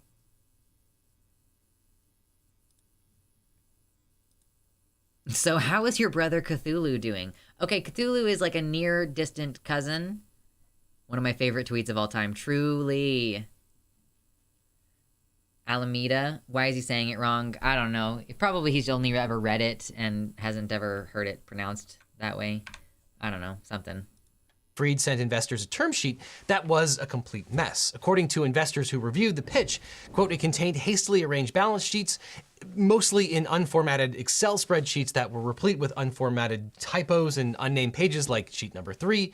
No advisors or standard information was included. Well, and because of the sketchy. sloppy nature of the balance sheet, the data itself was questionable. The balance sheet showed that a lot of Alameda's assets consisted of FTT, which is the same name as FTX's tokens. This meant that the tokens were much less valuable than previously thought. Matt Levine of Bloomberg explains why this is especially notable. Quote, the main attribute is that FTX periodically uses a portion of its profits to buy back FTT tokens. This makes FTT kind of like stock in FTX. The higher FTX's profits are, the higher the price of FTT will be. And as one Twitter user summarized it, quote, I created 1 billion shares for my house and sold one to my wife for $1, valuing my house at $1 billion. Give me $500 million, please. Now, throughout this whole affair, FTX's main competitor. True. Female to trans. FTT. True. Yeah, my gender is just trans. My gender is not non-binary or any other specific label. I am simply trans. I mean, but truly though, I think a lot of trans people feel that way, especially NBs. Like, we can feel that way. I mean, I know some of you are really hardcore binary and you're like, I am a capital W woman. But, I don't know. Honestly, for me, I'm just like, I am trans. I don't know what specifically it is underneath there. But imagine if Roblox Corporation loaned $1 billion to one of their subsidiaries, and the subsidiary put up Robux as collateral, which only have value as long as Roblox is doing well. I guess X is probably worth Y. That's true. That's most of our economy. I am a creature from hell first and a woman second, gamer third. I specifically want to be seen and recognized as a hot trans woman. I don't want to be stealth. That's part of why I'm so excited about moving to Washington is like, you know, it's like I want dick surgery, right? Like I don't have one currently and I would like to have one installed, but I worry about like going to the gym as like a person who has tits and would have a dick that like I would not be able to tuck.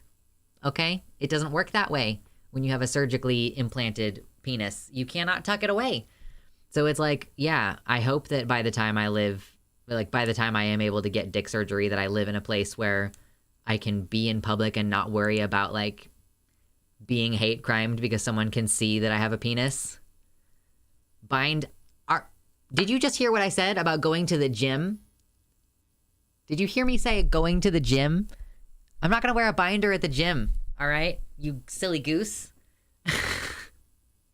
You don't wear a binder at the gym, okay?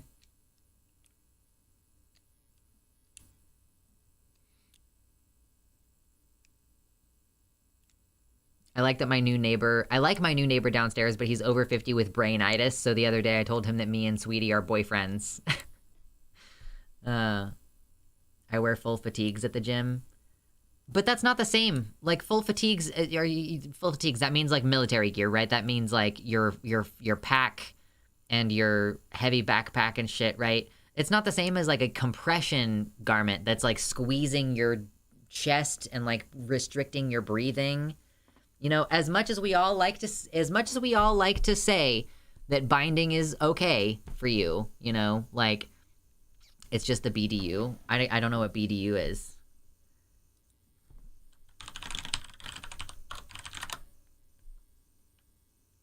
Okay, yeah, so you wear your combat uniform. But there's no like thing squeezing your rib cage, you know? There's nothing like squeezing you and preventing your breath. Wearing heavy clothes is different than wearing a binder. Avi is saying, I feel like all the genders and no gender all at once, everything and nothing. This is why I used to call myself genderqueer, because I felt like it was encompassing both of those aspects. Like, I am both a boy and a girl, and neither, and both at the same time, and, like, also something else. But now I just say I am agender. The real danger of a bad tuck is to the testes, so at least you won't have to worry about that. No, listen. The real danger to my tuck is blood loss and flap failure. I don't want to lose my dick. Like, it's a totally different set of issues. Every gender, everywhere, all at once. This is the movie that we need to make.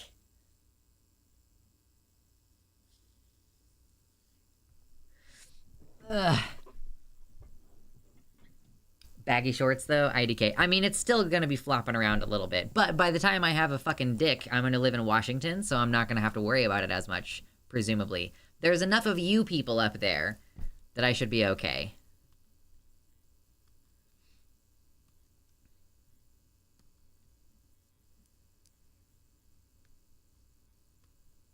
Go to a home gym. It will only cost you thousands of dollars. Frankly, I've thought about it. Like, if my partner and I, if we remain, like, in this country, if we move to Washington and we decide that we are going to be safe enough there and we decide to buy a house and everything, would I make myself a home gym? Yes, I think I would. I think I would make myself a home gym. If we could afford that shit, oh, man. Just go to a gym where they just say nice dick and keep working out. Yeah. Delicious. We do be talking about dicks in this chat, though. And if it was my home gym, then I could have exactly the equipment that I want. It's nice to have the options at the gym, I'll say. It's nice to have the options. Trans dicks. True. How much is membership at your home gym? I can say nice dick if that helps. Yeah, if I make a gym that's, like, big enough, I will definitely invite people over. Yeah, that's the tax. The membership tax is saying nice dick. Jesus. Oh, man. It is where the conversation basically always goes. Yeah, nice dick, bro. Nice dick, Sib. Goodness gracious. Y'all are insatiable with your smuggies. Competitor was Binance. Its CEO Changpeng Zhao started talking trash about FTT on Twitter, saying, quote, as part of Binance's exit from FTX equity last year, Binance received roughly $2.1 billion USD equivalent in cash, BUSD and FTT. Due to recent revelations that have come to light, we've decided to liquidate any remaining FTT on our books. Just gonna sell it while it still has some kind of value on it.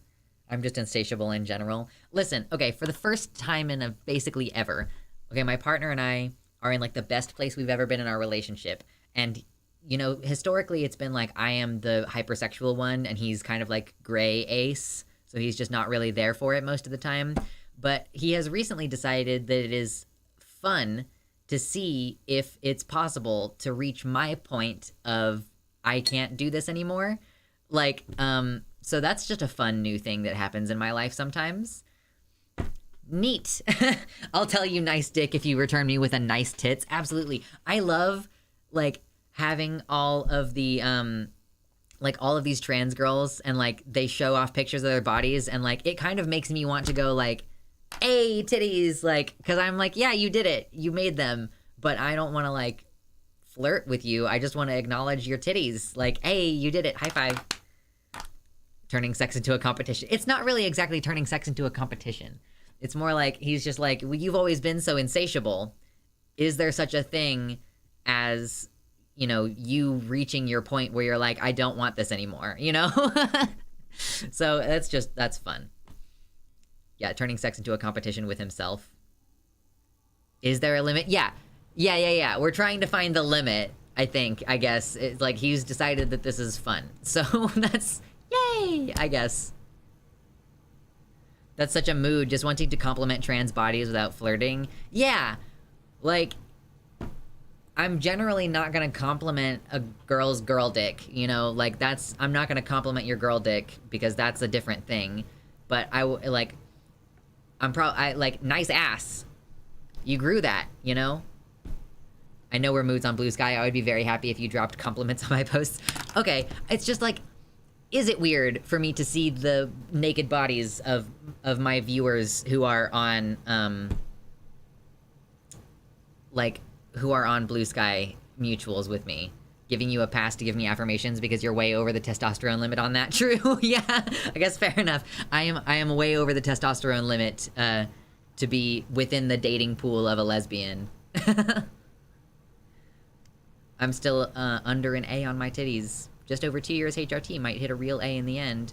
I would say if you still feel like you're really small titties 2 years on HRT, you know, you might want to switch methods or like, you know, up your doses or maybe try prog.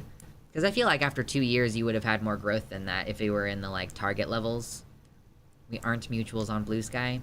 I don't know. I don't follow that many people on Blue Sky. It's not weird. Stop overthinking it. Okay. If you say so. If you say so. It can take a long time, actually. I mean, it depends on what your levels are. Like, of course it can take 5+ years for you to stop growing, but I feel like by 2 years, you know, you should have...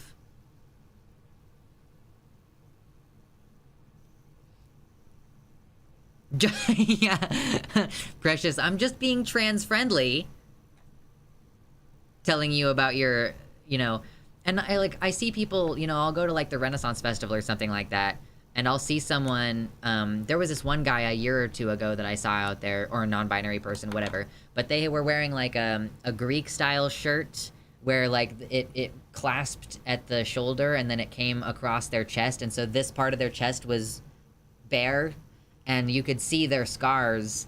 And I was like, damn, they've healed really well. Their scars look really amazing. Like, damn. And I wanted to like compliment them, but it was just some random fucking person. And I dress femme at the Renaissance Festival a lot of the time, so I don't. I feel like it would just be awkward to randomly compliment a stranger, unless it's more obvious that I'm trans. So maybe you know, maybe I should make it more obvious that I'm trans. Because Ren Fair feels like a safe place to do that. One of the few safe places to do that. I was an A cup for 3 or 4 years. Solid C cup plus now. I've known trans femmes who get sudden growth spurts after years, but remember cis girls are flat too. Yeah, I know someone who's been on estrogen for like 10 years, and she sometimes is still like, oh my god, my tits are so sore right now. I'm getting new stretch marks. Excuse me. But yes, some girls are just flat. You know, let's have a Claire Max appreciation moment. Let's appreciate Claire. We're gonna appreciate Claire. Are you ready? Are you ready for some Claire appreciation? She posted a picture recently, or some pictures recently. I guess this is a good one. Look at her. She has got really small boobs. And she has had, like, you know, problems mentally with that before. But, like, you know, she's still hot and feminine and, like, attractive and muscular, you know? Yeah, exactly. Keffels had to get her implants taken out because, like, 5 years on HRT, she had a massive growth spurt. And her tits are huge! She is a boss fight that I would love to lose. That's fucking true. Definitely make sure you massage them regularly, though. It helps with growth and can help for early detection of breast cancer. Right, like I would say, when you're doing breast cancer detection, like, you know, you put your arm up like this. PSA, you put your arm up. You can do it in the shower, it's easy. And then you take, like, your fingertips and you do little circles in different zones. And so there's, like, gonna be lumps and stuff because your breast is not fat, you know? It's like... it's a bunch of breast tissue in there, right? So there are going to be lumps, but the thing about it is becoming familiar with where your bumpy spots are.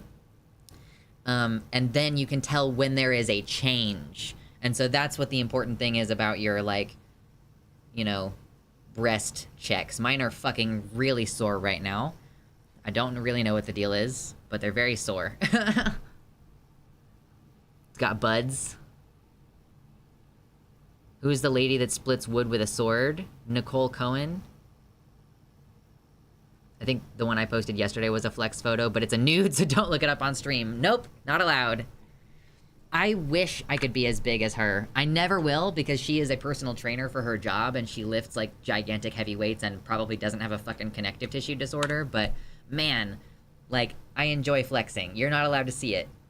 But, later, maybe.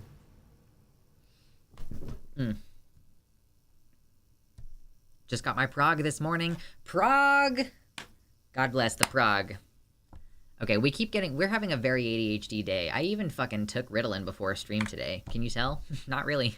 The FTC tokens were also the main liquid asset FTX had to sell to pay users making withdrawals. So if a bunch of people lost faith in FTX and wanted to take all their money out, it would have to sell its own cryptocurrency to get the money. And if people don't have faith in your crypto exchange, they probably don't have faith in your cryptocurrency either. So it might not be worth enough to pay them back. I would be fine if mine don't get any bigger, but I'm also fine if they get up to D's. Yeah, my last stream I sent my chat to go wish Poppy well on recovery because she just got bottom surgery, but I had her Twitter page up. And I'm like, I will not be scrolling down because she posts a ton of smut. Yeah, you just can't. You can't. She's doing well. Is she still in hospital or has she been released home? I have not been keeping track of what's been going on with that. I'm not really on Twitter, so y'all have like a group chat, and I'm like, I feel bad because I feel like, oh, I got invited to these private group chats, but I just hate being on Twitter, so I'm just not ever in them. Oh, Ursa makes a really interesting observation. According to one trans YouTuber I watch, when she was prescribed testosterone for her libido issues, her breasts got bigger and her E levels rose. Interesting.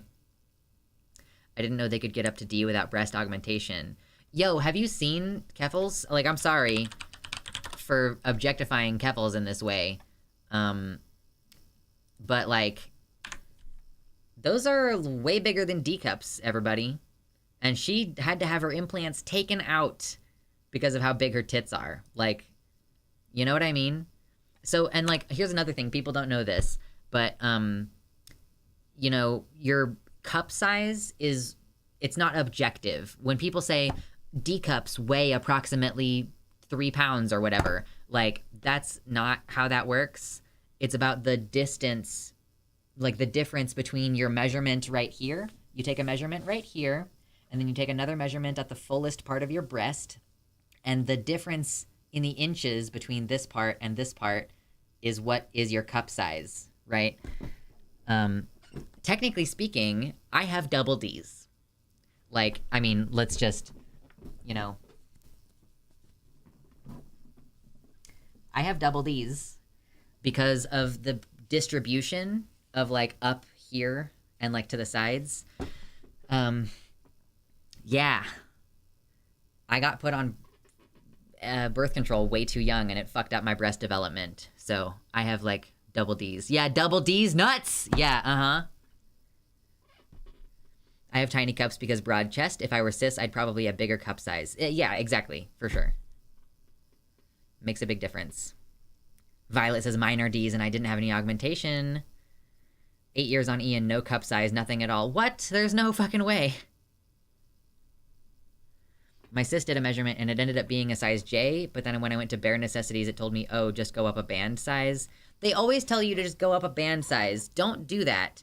Keep your band size what it actually is.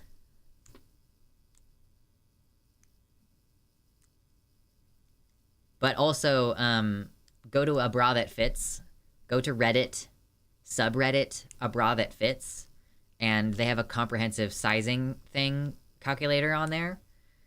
And then also they have brand recommendations and like style recommendations. So like if you have a really broad chest, then these are the brands or styles of bras that are going to fit you and they're going to be the correct cup size and stuff. So for me, it's like I need a really low rise bra. Like I need a really low rise bra and like certain stitching styles can work better for me. But I also need a bra that comes all the way over here. Because my breasts are like all the way under my armpits, basically, which I know a lot of trans girls have that issue as well. Yeah, why do you need a fucking PhD in mathematics to figure out bra sizes? Getting a custom bra. One of my teenagers is gonna probably need like a nice expensive bra, and it's like, damn, this fucking sucks. Why is this so hard? Arm tits, true. True, Venusian. Considering my mom and sister, I would have been a solid C to D if cis. Who knows, a solid B would be nice. I might do small implants someday, but I am avoiding it. I need a bra that fits in my budget. Victoria's Secret has a calculator on their website too. I mean, but like the one on r/a bra that fits takes like 6 measurements. And it includes like having you like lean forward so that your tits are hanging down and like lie back so that you get like the measurement of when they're sliding to the side and everything. When my sis saw you, she automatically assumed you are a he. Yeah, that's today looks like boy mode to me. Got the hair up, got the nice clean sides shaven, got the t-shirt. It's boy mode today, baby. How do we argue the pro-trans argument better? Why do only bad examples get media time, the ones that blow up and act crazy? I mean, because, you know, that's not something we can really control, right? The media itself is, you know, driven by a sensational urge for more clicks and more view time. So, I mean, you know, there's people like me and Demon Mama who try to make, like, cogent arguments. You know, we shitpost a little bit, but for the most part, when we're addressing transphobia, we take it seriously, you know, and we just don't get airtime. Nobody wants to give me airtime because I'm going to make cogent arguments. They want trans people to look absurd. They want trans people to look unreasonable because that's what gets clicks, you know, and they're trying to spin a certain narrative as well.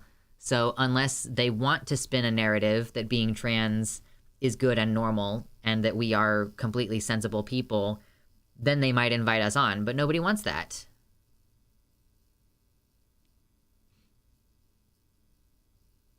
Yeah, the media has a financial incentive to shit on minorities and prevent them from having representation. I want to look absurd, but only in a physical sense, and I want people to like me for that. You want to look absurd? I like looking silly. I think that I want to do like goth looks more often, probably. but those also tend to be quite femme, so it's like just sort of a balance of like, do I want to look more femme? How to do goth look. Yeah, it's so high effort. Oh my god, and it's hot. So I'm probably going to be shifting my office around and maybe even like relocating it so that it will be cooler, but we'll see how that goes like in the near future probably. Because it's been like absurdly hot in my house, and I don't know that this is really going to be workable for me through the end of summer. So I might have to like move my office, you know? Because I would like to be able to wear goth looks. Fishnet keeps you so hot. Just, it seems like, oh, wearing a fishnet should be equivalent to like not wearing a shirt. It's so hot. How?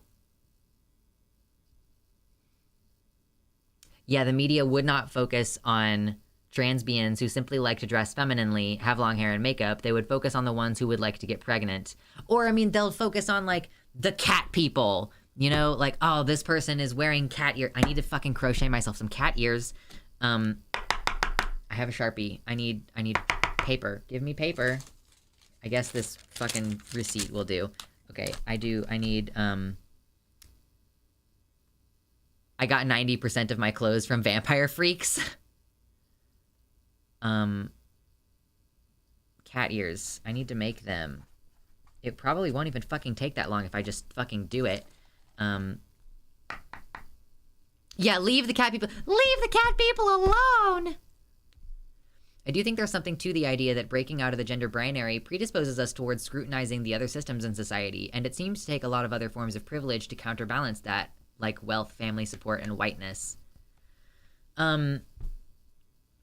Yeah, like, well, it's kind of like, which came first, you know? Did the autism or the gender come first, you know? Like, is it my gender that makes me, like, is it my breaking out of the gender binary that predisposes me towards scrutinizing other systems, or is it my scrutinization of systems that made me question and break out of the gender binary? Like, I just don't have respect for rules that don't make sense, and yeah, I don't, it's like, which one came first? But I see what your point is. Like, it takes other forms of privilege to cancel that out. So maybe like wealthy trans people don't scrutinize other systems, or like white trans people don't scrutinize other systems because they are somewhat protected from the need to scrutinize other systems.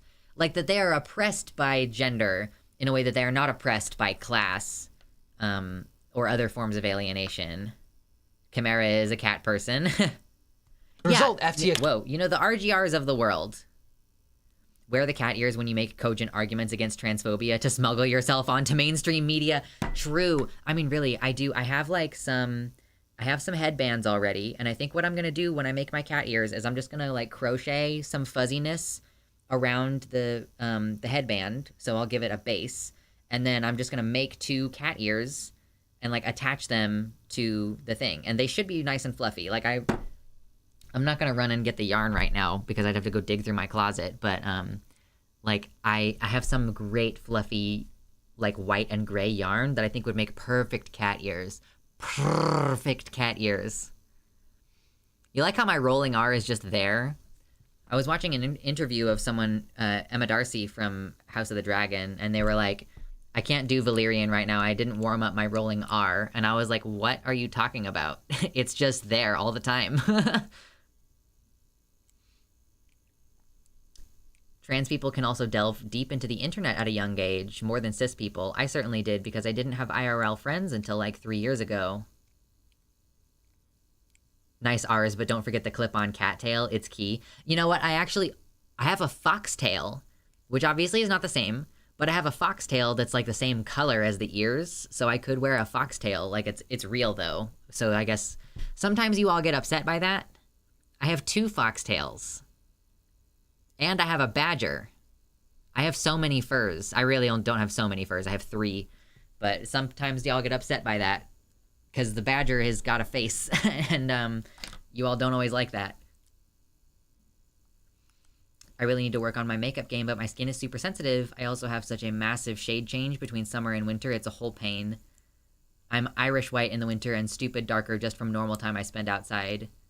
Oh, yeah. That is, that's the struggle. What are you, like, Greek? That you get so dark? You're like white, but you get so dark in the summer? Are you Roman? I just need 7 more foxtails. True. Believe it!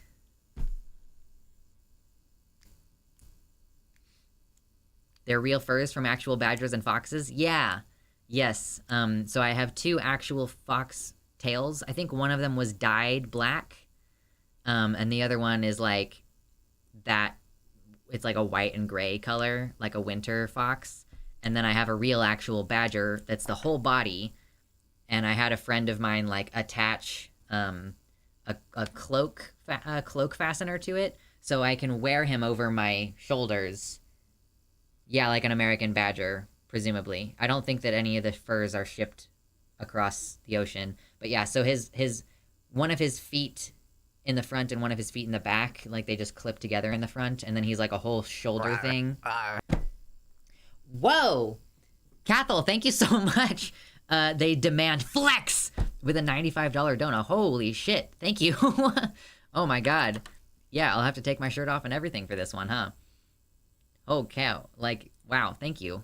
Cathal said flex. They demanded it. Is the badger's name Honey? No, the badger's name is Mushroom. His name is Mushroom. Thank you. Yes, badger, badger, badger, badger, badger, badger. I'm gonna get water. I'm gonna get water and then I'm gonna flex, okay? You should also get water. I will be right back. Right back.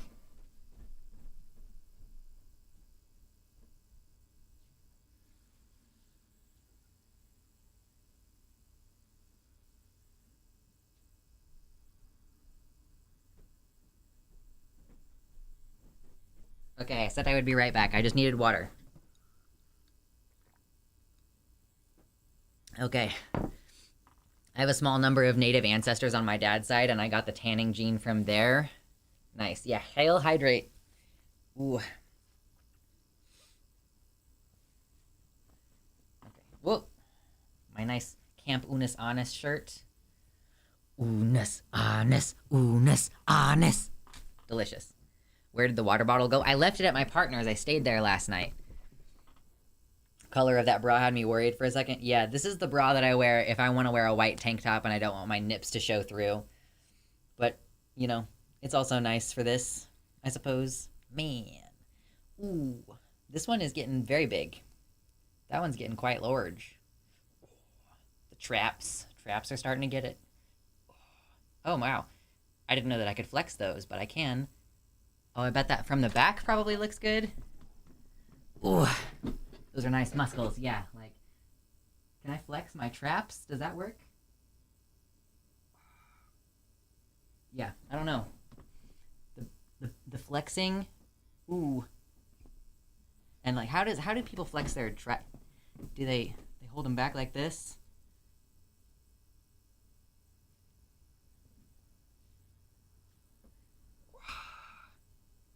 Anyway. Poor Lux still doesn't know how to flex back. It's because I can't see it. Like, I have no idea what I'm looking at. Peak positive mask energy, naming your guns. Should we vote? Should we have, like, propositions? What are the names of the guns? Lefty and righty? You know?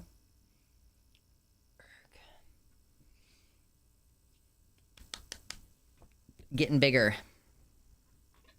And I'm going to a new gym, so they'll have, like, they have some equipment that I'm gonna try. It's gonna be good. Hell yeah. Ooh. Put it away. Put it away. My aunt, her door has been painted with swastikas. Oh, shit. Oh, because of her Hanukkah menorah. That's an issue. See, Lux, I look disrespectfully at your muscles, so you are allowed to look disrespectfully at my nudes. It's only fair. I mean, I guess that's fair. Lefty is Def Mori for Memento Mori. So this one's Mori, because of my Memento Mori tattoo. I also have, like, my, semicolon tattoo, and then here's my Nihil Supernum tattoo. Damn, thank you for the donos, everybody. Gotta get super mask to have a bigger right arm. Actually, my left arm is kind of like bigger in certain capacities. Like, actually, I kind of like how it looks when you have the t-shirt pulled up. Ooh. Beautiful.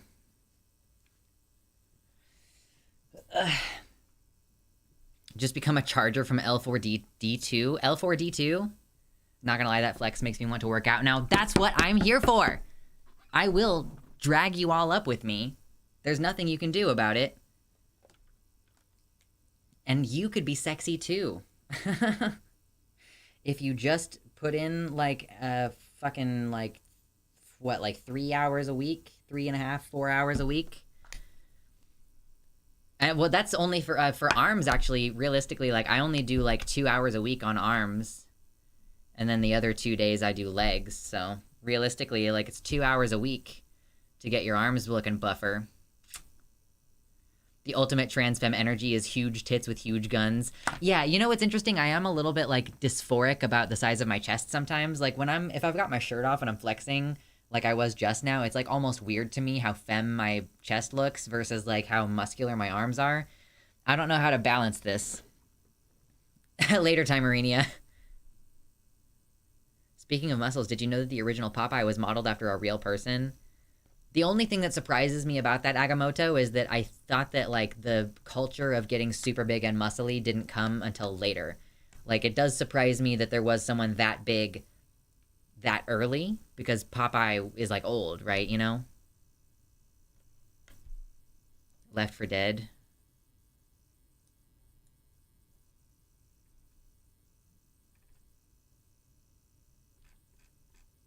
Are there, like, pictures? What? Oh, okay, yeah. Or the charger. Big arm, little arm. I see what we're talking about here.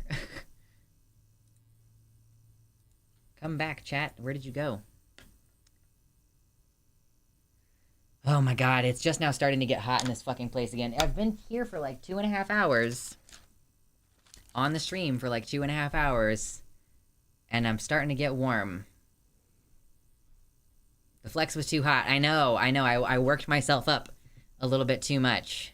I'm already sexy, but I could always be sexier. True, that's kind of how I feel, Speedy Shimeji. I'm like, I don't think that I'm sexy now, but I do think that if I had muscles bigger than the ones that I currently have, I would be even sexier, so... You know. Flexander, true. We did it.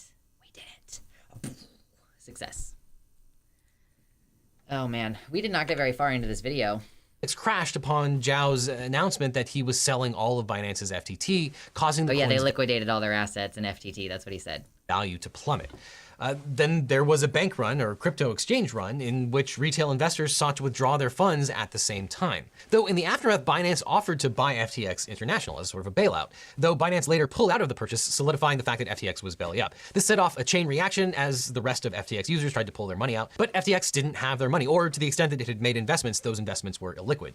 And Bankman-Fried announced on Twitter that it would be halting non-fiat withdrawals. Days later, FTX, Alameda, and its associated companies filed for Chapter 11 bankruptcy. Now, Chapter 11 bankruptcy is sometimes called a reorganization bankruptcy. Crypto Kings, how squishy should one expect muscles to be when not flexed? I always hear about hard bodies, but my legs are pretty toned looking when flexed and also quite squishy. Well, I mean, you're a girl, so you're gonna have, like, squishy fat on your body, you know? Like, you just have more of it as a girl, right? So, like, I mean, like, I don't know, when my muscles are completely not, yeah, muscles in rest are quite squishy, like, you know, there's plenty of give to this, and this is like, you know, my left arm is nice and strong, and this is my bicep, and I'm just squishing on it. In normal motion, like, you know, if I'm, like, pressing into it, you can kind of see the impression of my fingers into my arm, like, just in normal motion. There's, like, a good amount of, like, give and squishiness to it. If I flex hard, like, then it's got more resistance, but even then, still, it's got some flex to it. What's up, Valhalla Vidya? More subcutaneous fat is an estrogen thing. Yeah. And I think that that's probably what I'm along those lines of, you know, like, my belly is still fairly squishy because I just, like, have subcutaneous fat down here. This is like the uterus protection fat layer that a lot of femme bodies have. Like, estrogen gives you this. Have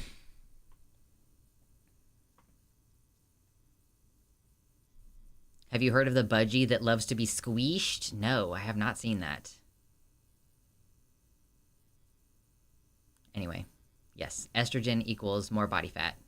And FTX's bankruptcy is complicated because it includes dozens of related entities and shell companies. Over 20 FTX companies have bankruptcy petitions so far, including Alameda Research. The FTX entities filed slapdash bankruptcy petitions asking the court to impose an automatic stay against the collection of any outstanding debts. But the picture got a little clear when FTX filed a motion asking if it could file a list of its 50 biggest creditors by Friday. In the motion, FTX said it could have up to 1 million creditors, probably mostly retail people. It said, quote, as set forth in the debtor's petitions, there are over 100,000 creditors in these Chapter 11 cases. In fact, there could be more than 1 million creditors. Many of these creditors will be FTX customers. In other bankruptcy cases involving crypto, customers have been designated as unsecured creditors, which means they will be last in line for any repayment. Now, 2 days after the bankruptcy petitions, FTX appointed a new CEO to see the companies through bankruptcy, John Ray. Ray, who was previously appointed chairman of Enron after its bankruptcy, stated in his declaration in I support— forgot who this guy was. Yeah. Are you talking about Devin, or are you talking about... There's polyamory involved? This is my time. Yeah, this dude was like... not this guy on screen right now, but this dude... Oh, Devin, legal. Yeah. So the guy who is in trouble right now, like, I guess had like 10 different partners and was using them as part of the whole scheme. Report of FTX's Chapter 11 filing, quote, never in my career have I seen such a complete failure of corporate controls and such a complete absence of trustworthy financial information. From compromised systems integrity and faulty regulatory oversight abroad to the concentration of control in the hands of a very small group of inexperienced, unsophisticated, No, and potentially— not legal. The guy that he's talking about, FTX, Sam Bankman-Fried, he is poly, and he used polyamory in his embezzlement or whatever the fuck this case is about. One of his girlfriends was CEO of Alameda. Hit that like button on Legal. True. I'm gonna just hit like button on the Legal video. Yeah, he really needs it with his fucking 3 million subscribers. And yeah, so his GF was a CEO of a company that his company loaned $1 billion to. Gorgeous. compromised individuals, this situation is unprecedented. This isn't a legal observation, but that's definitely not what you want to hear from the guy that did the unwinding of Enron. So what else did we learn from Ray's declaration? Well, besides the fact that FTX companies had poor to non-existent just a small loan of $1 billion. Many of them also gave out personal loans to their owners. Bankman-Fried, for example, got a $1 billion loan from Alameda Research, and some indications estimate that the fair value of all the crypto that FTX International holds is less than $1 billion, far less than Bankman-Fried's evaluation that FTX's holdings of FTT were worth at least $5.5 billion. The declaration also alleges that FTX's financial statements don't include customer liabilities. Now, I'm not an expert in these things, but I don't think that meets GAAP accounting. And if it seems like Bankman-Fried and his polycule members didn't know what was going on, that's probably because, quote, the FTX group did not maintain centralized control of its cash. Cash management procedural failures included the absence of an accurate list of bank accounts and account signatories, as well as insufficient attention to the creditworthiness of banking partners around the world. Oh, no. I know, it's hard to believe, but these crypto people might have made some bad financial just a small inheritance of $400 million. Yeah, it could spare a couple 100,000 of viewers. Yeah, like Devin. I am not in any way a legal expert, but have me on your show, please. Give me attention. The attention is currency in the marketplace of ideas, okay? Who is it? Was that Peter Coffin? Did I just quote Peter Coffin just then? Is that what I just did? But it's true. It's not false. He was not wrong. They were not wrong. Honestly, I can't imagine having $1 million or more and feeling a need to keep working. I just wouldn't really have $1 million for very long, you know? I would be giving it out to you people. If I had $1 million, I could easily pay for like 5 people's surgeries. And like if I had $1 million, I could pay for 10 top surgeries and still have $900,000. You know what I mean? Like, yeah, broken clock syndrome. Peter Coffin has accidentally made correct statements. I mean, really, I feel like there was a period of time before Peter Coffin fell completely the fuck off. Like, when they were still married to Ashley and they were doing, like, when they would do those videos where they were criticizing advertisements and, like, they would watch these car advertisements that were written like horror movies almost, and they were talking about how, like, you would associate their product with a sense of relief associated with safety because, you know, they're making it seem like a car accident is about to happen. It's like a foggy road and there's twists and turns, but then the driver hits the brakes really hard and prevents an accident, and then you associate that sense of relief with their product. Like, I did really feel like the way that I looked at advertisement and the way that I looked at, like, the sort of market dynamics that exist on social media, like, I did feel like that was valuable stuff, to an extent. And frankly, I watched like a shit ton of Peter Coffin videos right around that same time, and I did feel like I got a lot of value out of it. But like, I just feel like the direction that they went didn't really make much sense to me. Like, I kind of don't know what happened. I really just don't understand. But they blocked me after I unfollowed them. I unfollowed them on Twitter, and they blocked me after that. So, you know. $1 million would be enough for a bunch of surgeries and the clothing charity I want to set up. True.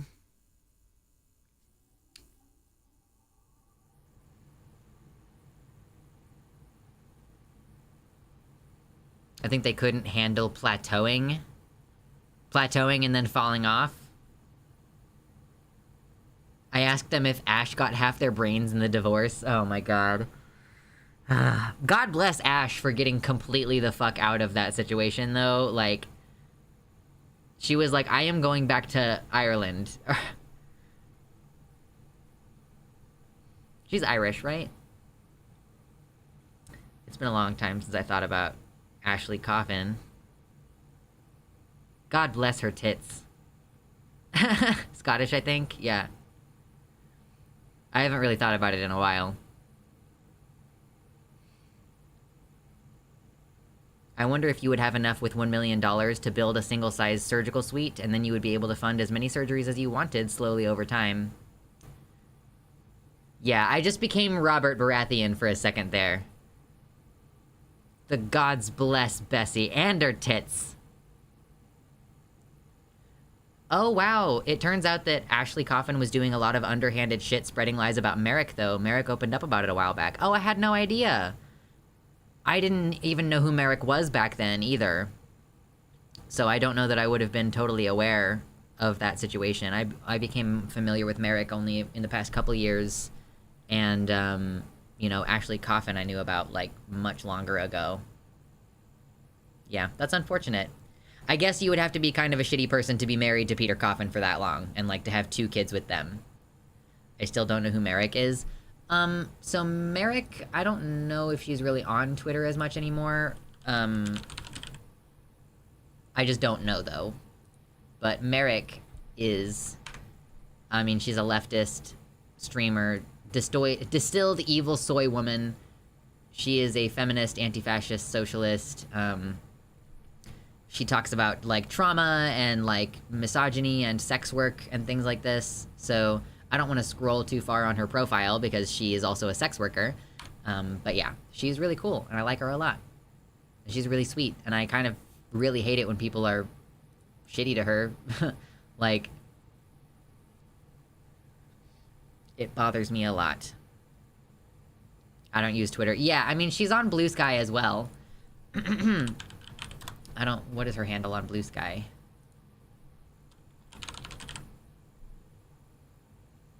Yeah, she's just Merrick DeVille. Okay. I do think that the way that Blue Sky censors stuff is really good. It's like, suggestive content, do you want to show? No, not right now, thank you.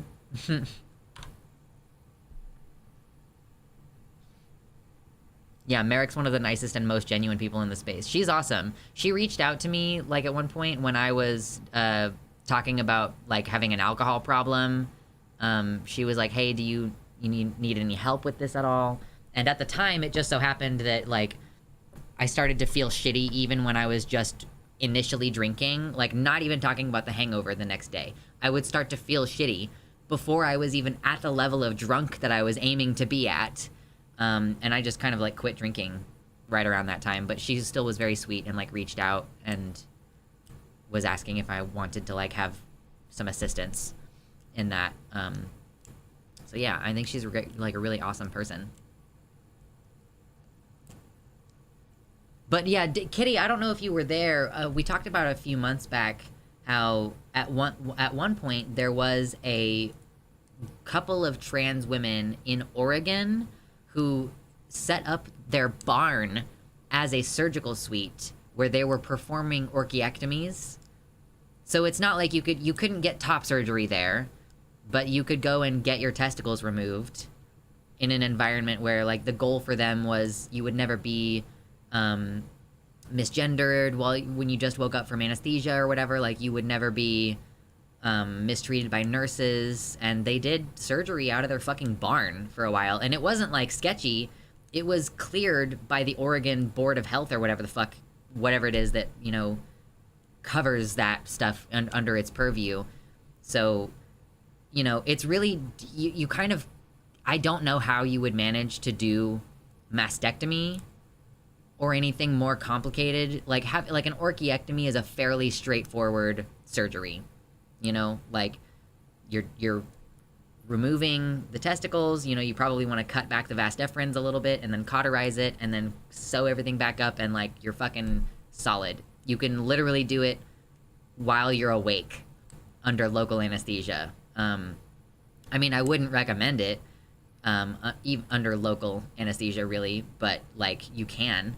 So it would just be harder to do any other more intensive surgeries buying your own surgical suite. And I think technically you would have to be like licensed to perform medicine to a certain degree, right? Or at least licensed to use the machine.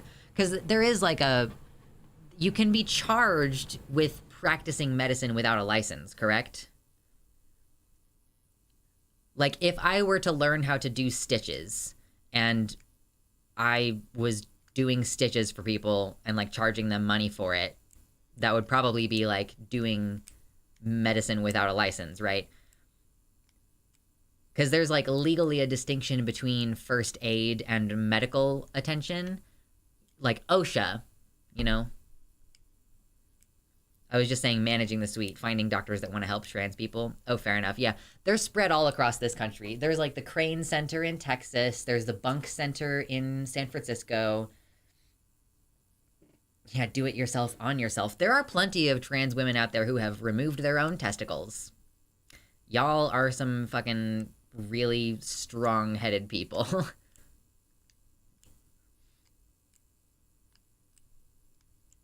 If you're furry, you just go to the vet. True.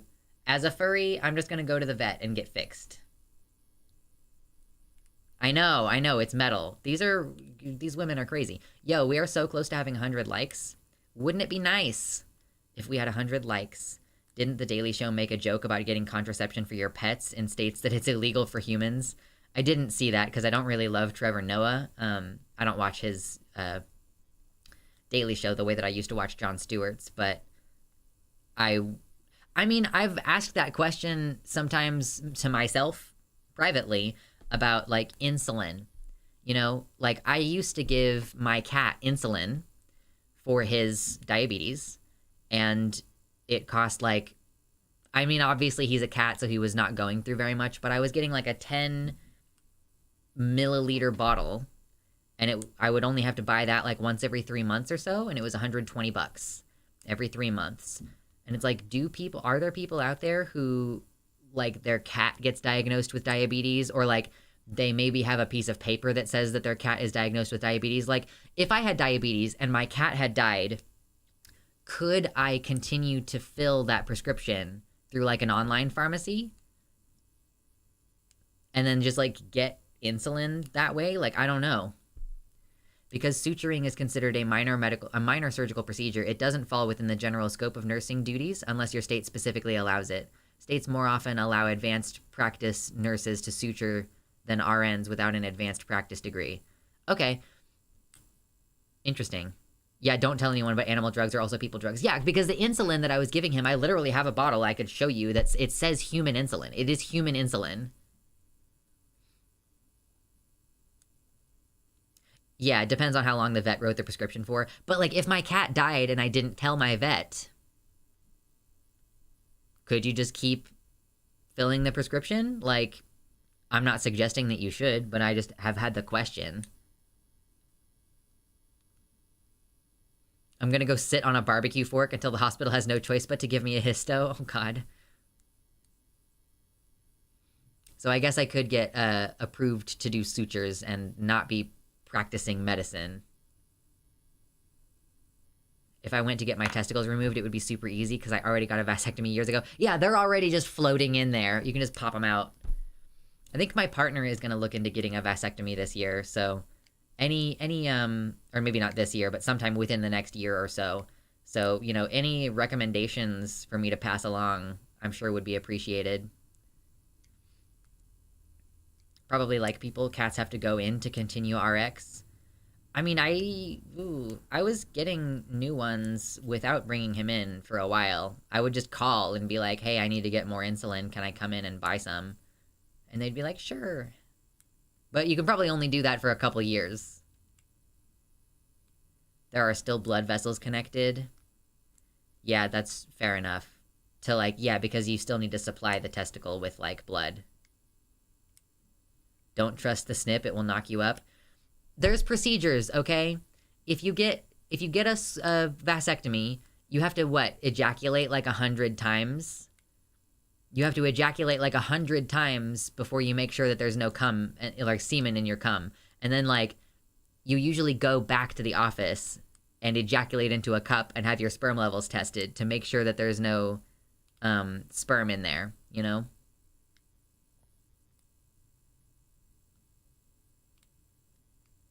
So it's, you gotta still be careful. Wear loose underwear and make sure they go back in for the follow-up. It's usually 3 to 6 months to clear it out. Yeah, I mean, it depends on how many ejaculations and how many months or whatever.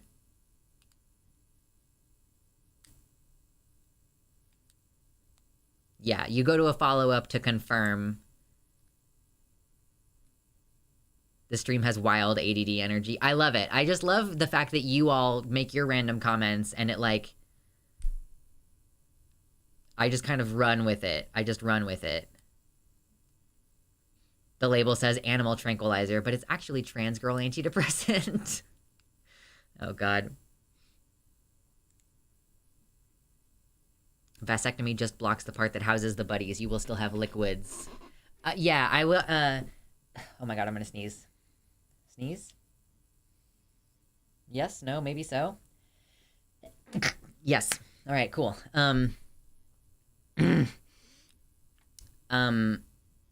The vasectomy, the brosectomy, Rhett and Link went and got a vasectomy on the same day together, and the guy who did their vasectomies said, you know, if you get a vasectomy, it's only 5% of the total volume of your cum, the spermies, so you still cum, and the amount of fluid isn't really affected that much. So, I'm mostly looking forward to being off of these fucking pills. I'm so tired of having to take a pill every day, and it's really important that I take it at the same time every day, and it increases my risk for blood clots. I don't know if you know this, if you're assigned female and you're on birth control, you're supposed to stop taking hormonal birth control after age 35 because of your risk of blood clots. So I'm about to be 30, and I would really like to stop taking those medicines now. And then, you know, if I want to later have a surgery or do something else to deal with my periods, but pregnancy at least won't be an issue because I'm not going to be having sex with anybody who's not my partner, right? That doesn't apply to HRT. What do you mean? Affecting your cum volume? That's a totally different thing. Yeah, your estrogen and testosterone blockers are probably going to affect your cum volume in a way that simply having a vasectomy would not. Because I've seen, you know, the picture, it's it's a really up-close picture of a woman, and she's got a single tear going down her face, but I've seen it captioned when your trans femme girlfriend gives you a facial. Just it's a single clear bit of liquid.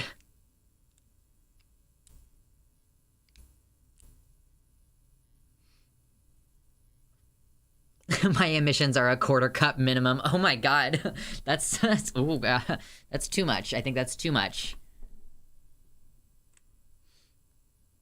We be rolling randomly here. Yeah, Neutroy trying to bring it back to civility politics.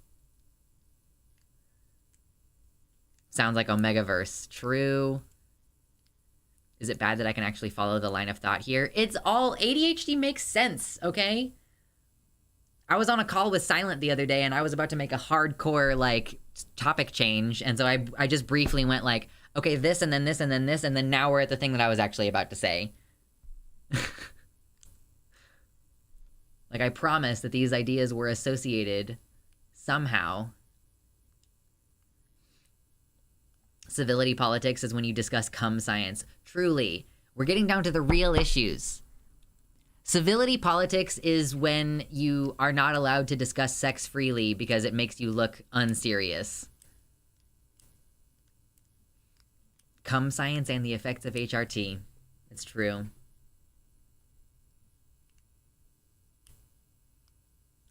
Big brain ADHD. Change the topics so that the random thing you actually want to talk about, change topics to that random thing you actually want to talk about by segueing. It's so easy for you all to control me. You just have to make comments out of left field in the chat, and I will get completely fucking derailed.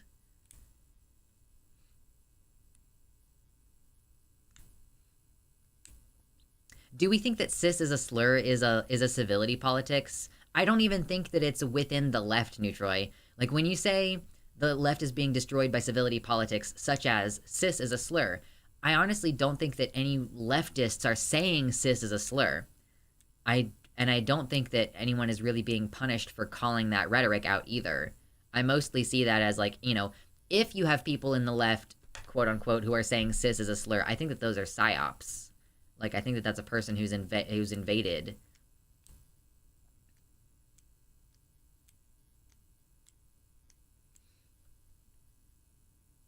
Oh man, I'm so itchy.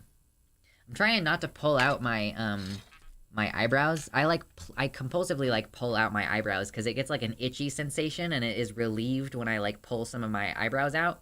But I'm trying not to do that as much, so instead I will brush them and like basically scratch the itch, hopefully. Man. Yeah, no, yeah, the right is saying that stuff. So like, I don't, when we talk about civility politics, we're kind of discussing like within the left, people are saying that, you know, these people, you know, should just talk nicer, or like, you're making us look bad when you do or say this.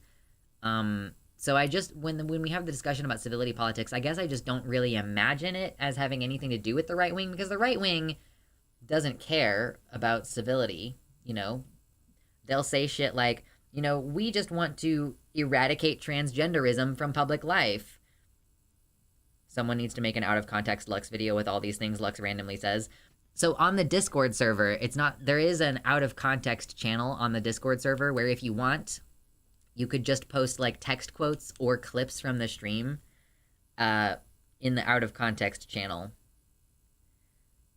Globe emojis saying dough is bad for the left, basically. Yeah, like when a sock dem tries to say, when they attack anarchists because they expect us to have an entire fucking idea about the supply chain, you know, when we say, hey, the methods for creating these medicines are really easy to get a hold of, and they're very easy to synthesize if you just know a little bit and you're very careful and you keep everything sanitary, like, we do have the option to try things that are decentralized methods of accessing these things. Or like, the suggestion is like, if the system collapses, we could still make estrogen and it would not be that hard.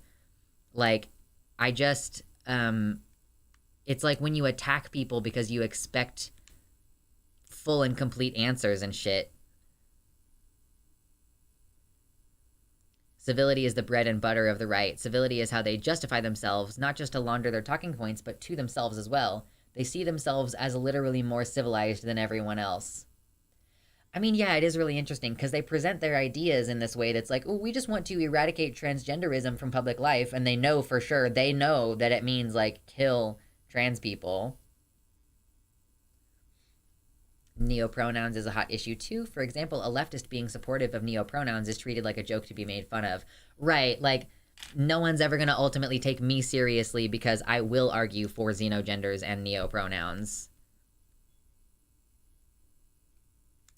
Because people will dismiss me without even addressing my ideas. People will just be like, yeah, well, I just don't like the way that I just don't like that you support this other thing. And, like, I will not even allow you to convince me. I'm just going to treat your entire position like a joke so much that my brain is completely off when you're making your arguments in favor. So people can continue to cling to their anti-neopronoun arguments while speaking out of the other side of their mouth, they're supporting non-binary people and they/them pronouns, like, but not understanding where they're, like, that they're being inconsistent. And, like, they're making a bunch of arguments that you could also apply to trans people in general. I plan on writing a book using Z0 pronouns for the main character. That's cool. At least Ben Shapiro is polite. I was talking to a guy on my bus route a few months ago. He works at a diner that I frequent, and he's going to medical school working in a program that's aiming to provide people the ability to make their own medicines. Degrowth. Frankly, degrowth is the way that we're going with this. Like, we are not... I don't think that I support... Like, I don't even know. Like, I will say, I don't know how I feel about this. I don't know how I feel about, like, an international economy. I don't know how I feel about... Like, should we have, like, industrialized food production? Like, I don't know. Side note, is someone who uses neopronouns and is a furry a neopet? True. What are the arguments for neopronouns? I mean, the arguments in favor of neopronouns are the same as the arguments in favor of any other trans pronouns. Like, it's kind of infantilizing and dehumanizing to tell someone that their pronouns are incorrect, whatever your reasoning is for that. You know, if you are trying to make the argument that, like, oh, I can't use it/its pronouns because I was violently attacked while someone called me it/its, and so there's my trauma associated with that, and I could be like, okay, well, my mom, like, you know, weaponized my she/her pronouns against me and abused me in that way when I was young, but, like, that doesn't mean that I can refuse to call a trans woman by she/her pronouns just because I was abused with that, or, like, the bullies would call me a girl or whatever, like, because I was assigned female at birth and they wanted to invalidate me. Like, I don't have the option of declining someone else's pronouns because of my own personal trauma. Like, and here's the specific thing about neopronouns. Stop with the and preemie takes. Go fuck yourself. I am in the middle of working through a complex set of beliefs. Thank you. But, like, to answer your other question, like, what is the argument for neopronouns? Like, he and she have an associated, like, cluster of ideas, and they used to be, like, gender indeterminate. But now they is, like, this monolithic, you can be considered a they. Like, there are stereotypes associated with they now that also don't fit. So, like, you know, and, like, also the idea of it being a gender neutral pronoun, that's not gender affirmative in the way that she, her, and he, him are affirmative.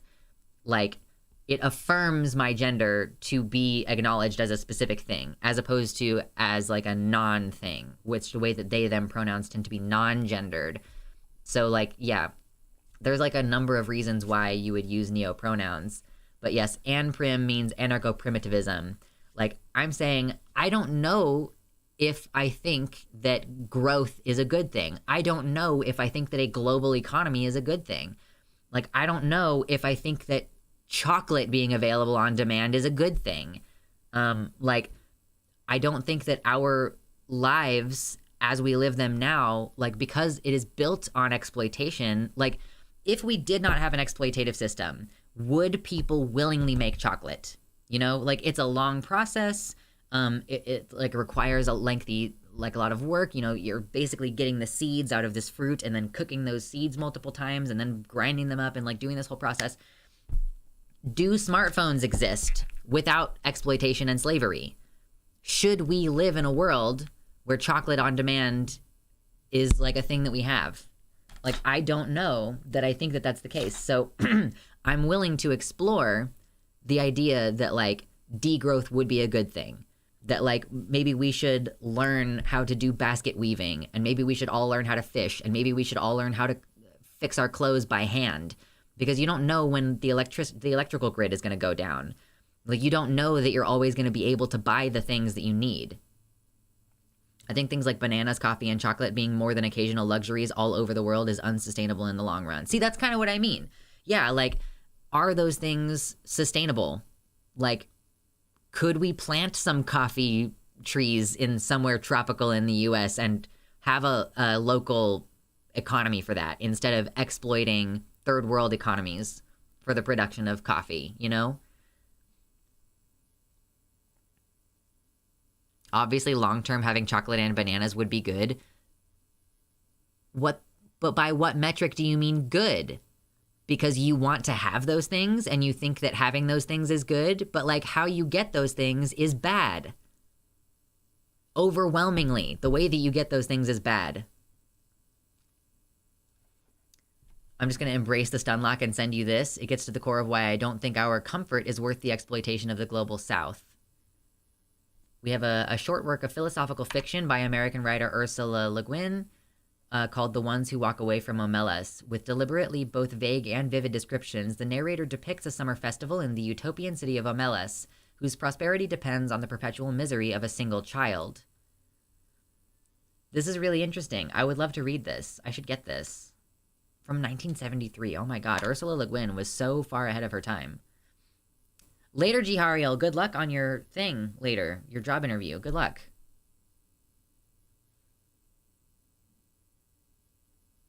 Maybe it was hubris to build Las Vegas in the middle of the desert and that population could have been sustained elsewhere. Yeah, like the resources that go into sustaining some of our ways of life, like, are unreasonable.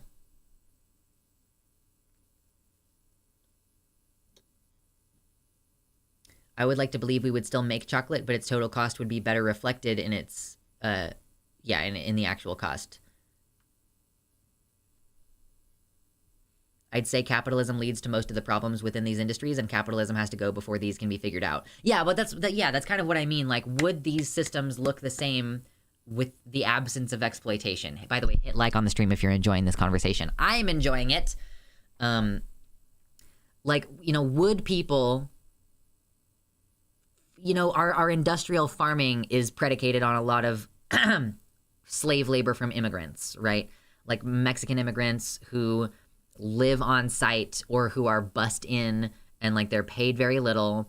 The entire industry of how we feed all of these people, would anyone be willing to do that? Like, I think it's an argument that people make sometimes that it's like, oh, you keep saying, oh, these Mexicans are taking our jobs, but are you about to go out there and apply for a job at the orange farm? Like, are you about to be out there for fucking 14 hours a day picking apples for like fucking pennies on the bucket?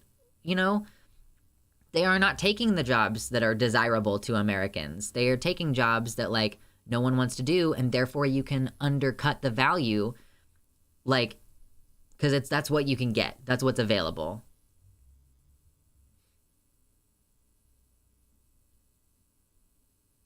I also think it's possible to explore those ideas without going full primitive or accusing someone of being full prim. Yeah, I'm not like saying that I think that we should go back to fishing and everybody has their own personal farm or whatever. I'm not saying that I think that the internet is bad or that, the concept of Amazon is bad necessarily. Like the concept of being able to buy shit and have it shipped to you or whatever. Like, it's a complex issue,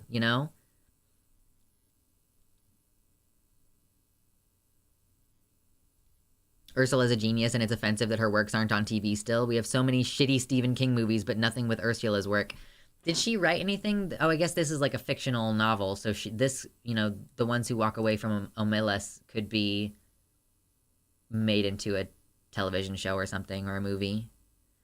Homesteading definitely seems wise, though.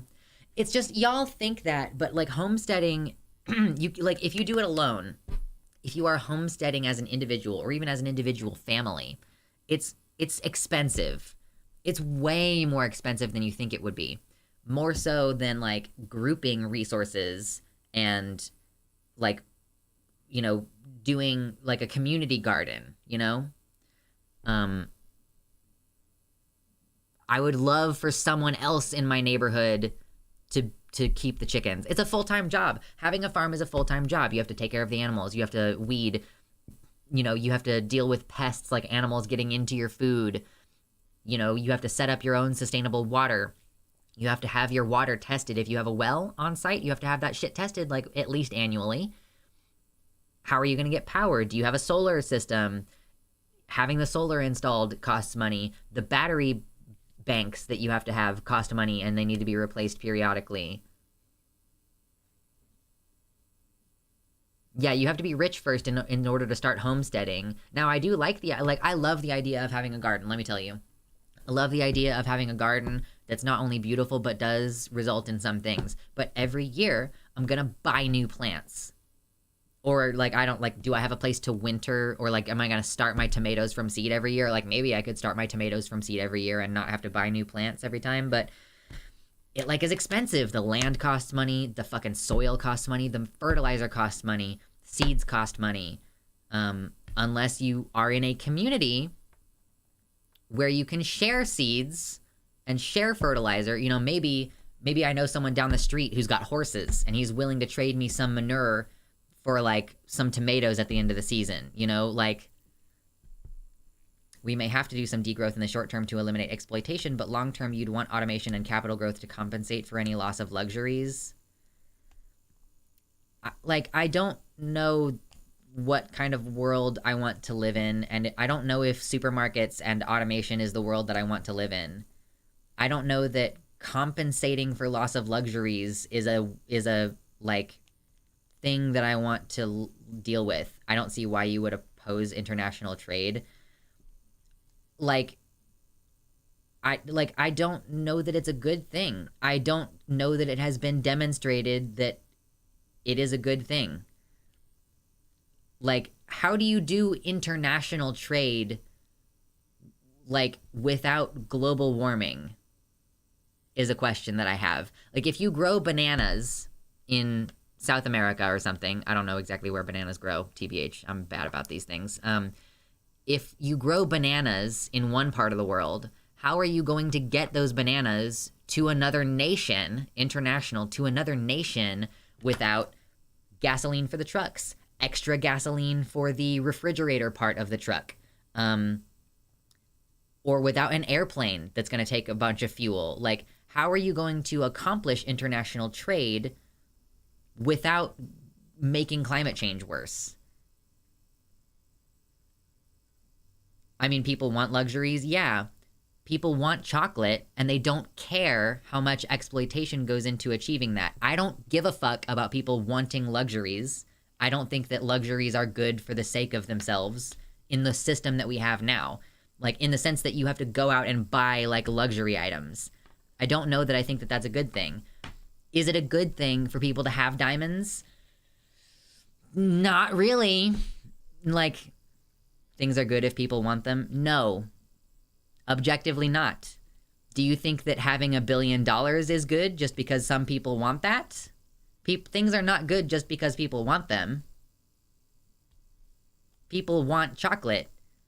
But if chocolate is only available to you because of exploitation, you know, back in the day, the only people who could get chocolate were, like, kings who could afford it, because it was, like, a hugely costly thing to achieve. And the shipping, like, yeah, like, we could do international trade if you're okay with doing international trade, like, on ships made of wood. Yeah, there are people, yeah, I mean, Gayfesh makes this extreme example, but, like, there are people who want child sex slaves. Is that good just because people want it? Like, no, obviously. Exploitation is bad because people don't want to be exploited. No, exploitation is bad because you can measure harm. It's not because people don't like it. It's because you can measure harm made of wood. Yes, I'm saying, like, you know, international shipping on ships made of wood as opposed to ships that run on gasoline. You know, like, I don't know if there is such a thing as an international economy that can exist absent of, like, do we need to lower our standards of living to achieve an exploitation-free economy? I mean, that's kind of what I'm suggesting is, like, what is our standard of living? Does your standard of living include on-demand, year-round access to all fruits and vegetables, for example. Like, does your standard of living involve, like, smartphones, which are only possible because, like, right now we do, like, slave labor of children to mine the cobalt, you know? Like, and I guess, what do you mean by lower our standard of living? Is it a lower standard of living to live in a local economy where more of your work is community work than it is, like, you know, exploitated labor? Like, if you work by baking bread for the people in your community as opposed to working in an office, like, is that a lower standard of living? These are questions that you have to answer.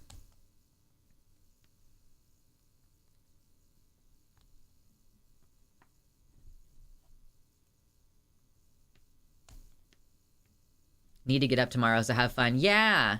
Neurotic says, you can't sustain the same kinds of industrial work without exploitation, and building up different systems takes time and effort. But that just means you have to start trying alternatives. The idea of sustaining our current standards is just not feasible, IMO. But getting to different systems of travel, trade, chocolate is a matter of trying and failing and trying again. I agree with you. I agree with you, Neurotic Canary.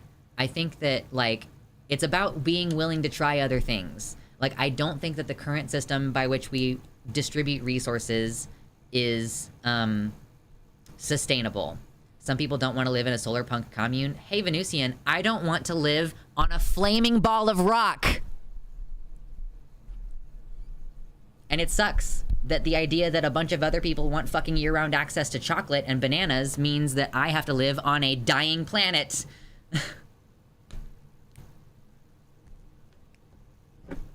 There's no shortage of diamonds. Our planet has an abundance of diamonds. It's all artificial scarcity. Oh, I mean, that's true. Like, the scarcity is, like, manufactured to some extent. And, like, you can make diamonds now by, like, putting pressure on carbon. Considering how much waste there is in the luxury world, it is super messed up. More than half of all luxury items are never sold and have to be recycled after a certain number of seasons pass. We need to adjust our perspective on what we consider our standard of living. Living off the land when you know what you're doing is a high standard of living. Have to take the blinders off and stop keeping up with the Jones. We can literally manufacture diamonds. Yeah, exactly. The diamond industry is like, they're not as good, trust me, bro. I think the abundance in which we have things and our expectations of available goods are built on exploitation. Yeah, yes, like, I've been having this struggle with one of my younger siblings. Like, she wants to eat, like, a bunch of chips with, like, a tiny bit of guac on each chip. Because for her, the experience is about eating the chips. And I'm like, you have been allowed to develop a bad sense of taste, basically. Like, you have been allowed to develop bad food preferences. You cannot be allowed to eat fucking half a bag of chips with, like, 2 tablespoons of guacamole. Like, you can't. You can't do that. And so, like, your expectations of what like a good life to live is predicated on the life that you have already lived, you know? I'm having a good hand day. That's excellent. I am also having a good hand day. That's lovely. I had to wear these yesterday, though. That's why they're in my pocket. Diamonds are second only to printer ink in terms of the biggest sham of artificial scarcity.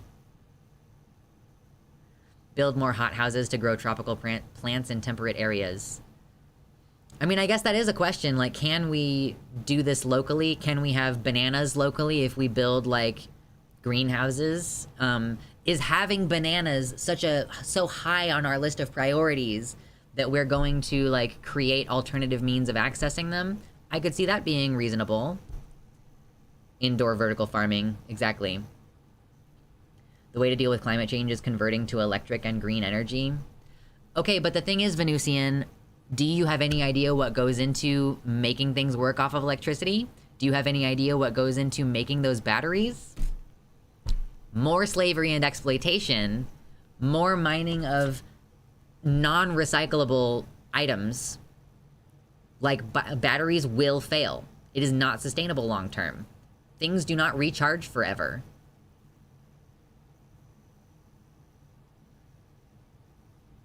I had a doomer thought about ports being unusable if the sea rise is too high. What would happen to international trade if ports are unusable?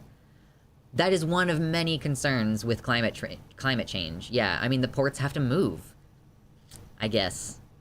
Or maybe you need to start using river ports instead of ocean ports.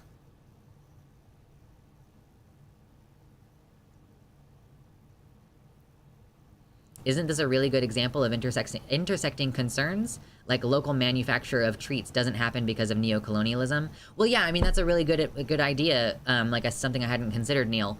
Like, could we already grow coffee in the US if it weren't for the fact that coffee grows elsewhere and we have realized that we can mine their country for this good that we want, you know? Send snail pics.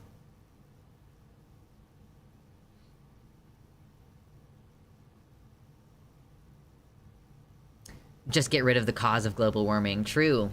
Just get rid of us and everything will be good. I'd say that's more of a technology problem that is being prevented from being solved by capitalism and profit motive. If we as a society, if we wanted it as a society, we could have electric/solar boats and trucks. I'd say the real question about international trade is about unbalanced exploitation in each country. I mean, there is still, like, I mean, but literally, like, the stuff that you put into a battery, like, the way that you make a battery work, they can't last forever. They have to be replaced. My camera is doing the thing again. Why are you doing this? Cease and desist, sir. Thank you. We could automate mining. Yeah, so I guess we could automate the mining, but we also, like, only have so many... We only have so many resources.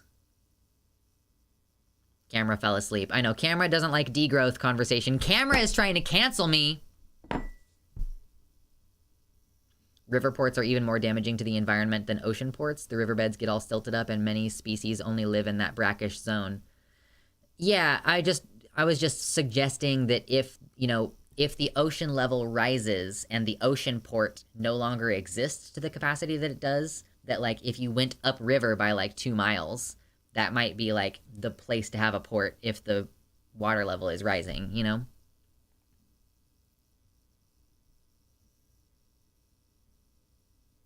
Batteries can be renewable if they use a water cycle principles.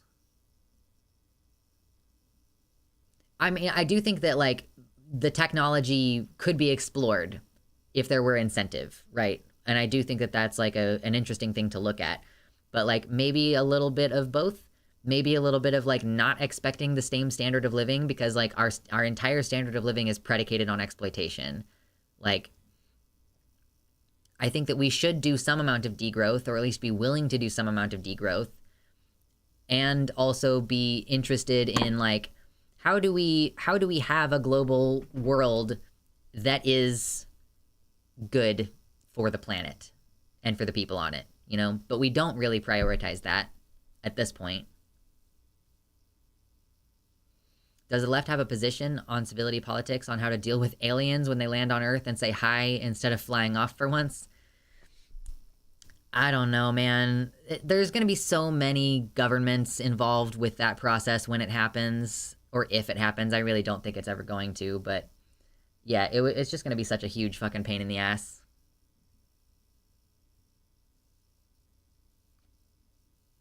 Yeah, how do we have a global world? Shut up.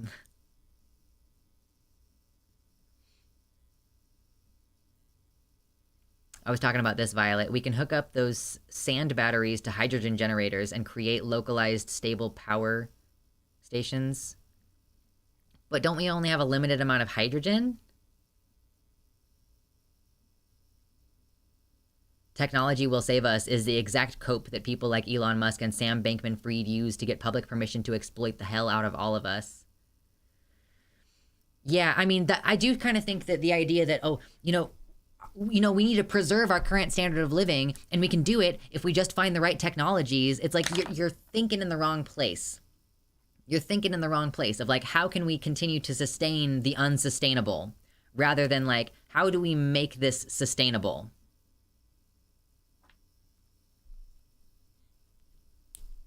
Like, instead of being like, oh, well, we have outpaced our ability to produce these things, So let's just try to ramp up our ability to produce, like energy. You're like, we always need more energy.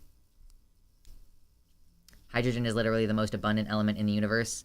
Oh, I was thinking of helium, maybe. But like on our planet, yes, there's a lot of it out there. Are you gonna go out? Do we have like a mining hydrogen process? I don't think we do.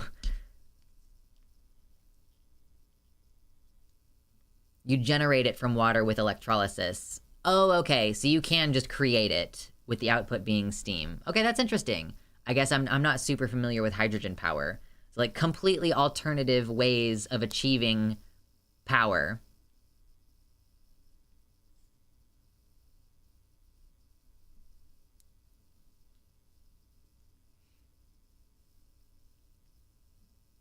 The worse climate change gets, the more I believe that this is the great filter that kills off alien civilizations before they expand beyond their solar system. We were already fantasizing about Mars.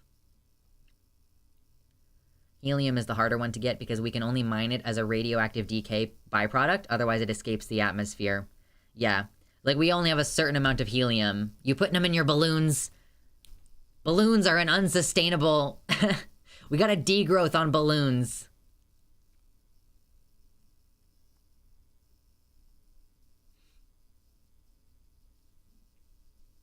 Yeah, we have so much hydrogen, there's just not much money going into funding the research.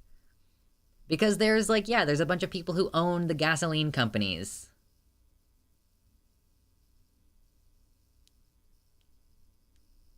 Fossil fuels redirected all money 80 years ago. We're 50 years behind where we should be. There are hydrogen gas stations in some European countries. I know, I was joking about the balloons. I'm just a joker. I'm just a silly little guy. Yeah, the amount that we use on balloons is minuscule compared to other industrial needs. They're primarily for cooling superconductors. Oh, that's cool. Helium for cooling superconductors. Hydrogen cars can and do exist. It's less that we don't have solutions that can work together, it's the financial incentives is lacking. All the subsidies are in the wrong industries. Yeah, I mean, it would be very interesting to see what would happen if we took all of the money that we use to subsidize the fossil fuel industry and instead funnel that into, like, yeah, is solar really going to be the option? Is nuclear really the better option? Like, is wind energy the better option? Like, we just, like, invest in some different ideas. On a more practical note, what are your thoughts for encouraging maker culture and repair culture? Yeah, I mean, I am personally, I'm very motivated to find things. By the way, hit like if you haven't already. We've been sitting at 100 likes for a while. And even if you don't enjoy this conversation, hit like before you leave, okay? We appreciate you. We've already hit our dono goal for today, but you're always welcome to donate more for the flexes. Ugh! Anyway. So, yeah, I mean... like, losing all the precious helium. I think it would be very funny if I did a helium stream. Hit hypers in chat if you want to hear Luxander's voice on helium. Should I go get a balloon someday and do a little helium segment?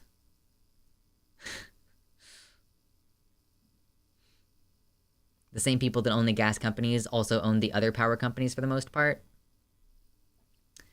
I guess, yeah, they never only do one thing, do they? Don't waste a finite resource. I know, I'm contributing to global climate collapse.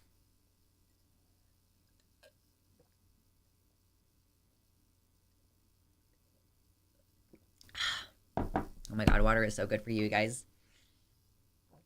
It's not even about the technology, it's about having a society that incentivizes finding ways to do things that help people. Right, yeah, I mean, there is this idea that... I truly think that part of the problem is this idea that, like, what I have and what I want is important. Or, like, it is very important. And, like, maybe, I don't know, y'all can tell me if this is problematic or not, but, like, I don't think that me wanting something is a good enough reason to do it most of the time. I am trying to indulge myself a little bit more sometimes, but, like, me wanting chocolate year-round is not a good enough reason for there to be chocolate year-round if there are other people who that inconveniences in some manner, you know? Like, I don't think that people wanting money or people wanting something means that that is good and that they should have it. You know, like kids want ice cream and they can't always have it. They can't even have it most of the time that they want it. But we understand as we become adults that you don't get to have ice cream all the time. Like, you understand at a certain point that, like, yeah, if you want to eat ice cream for every meal every day, you're probably going to be sick and you're probably going to not feel good and you're probably not going to be healthy. So, like, it's bad for you, despite the fact that you want it, to have ice cream all the time. It's bad for you to have chocolate all the time.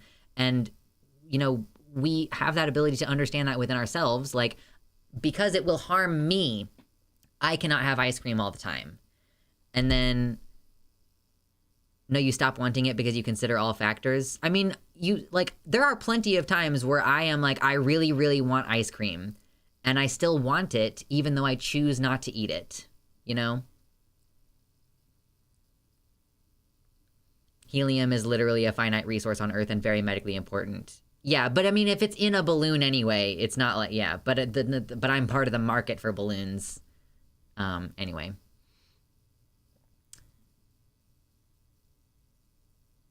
Are you team water or team Gatorade? I like Gatorade sometimes, but it's also got like sugar in it. I'm like, sometimes I'm in the mood and it really hits, but not that often.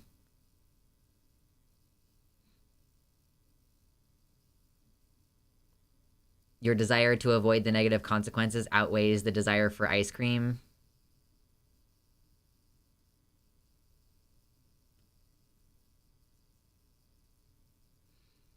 Yeah. So if you want to have chocolate all year round, but the negative consequences are big, you know, but it requires you to think about someone other than yourself. Like, so yeah, if there is a kind of person who would be like, I can't eat ice cream because there are negative consequences to myself, but that person is too fucking R-word to say, oh, if I want chocolate all the time, that's like a process of exploitation and therefore would harm someone other than me. That's where the problem is.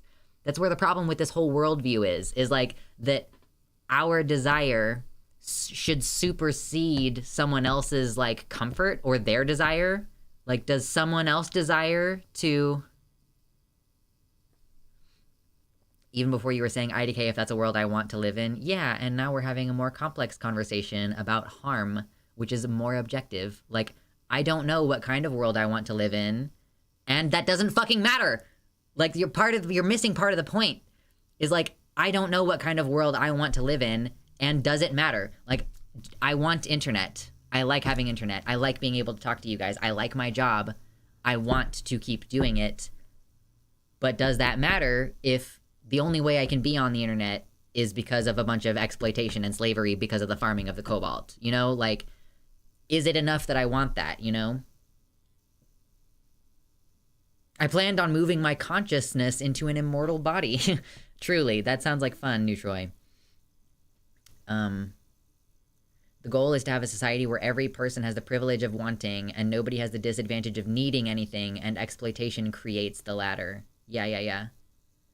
I kept adjusting my wants until they coincide with things that matched my values toward protecting Earth. My company will never produce or sell a product that is not biodegradable or biocompatible. Yeah, like, yeah. You adjust your wants based on the negative consequences, right? I would draw the line at coffee, though. Me not getting coffee is hazardous to others' health and well-being. You can grow a coffee plant, you know?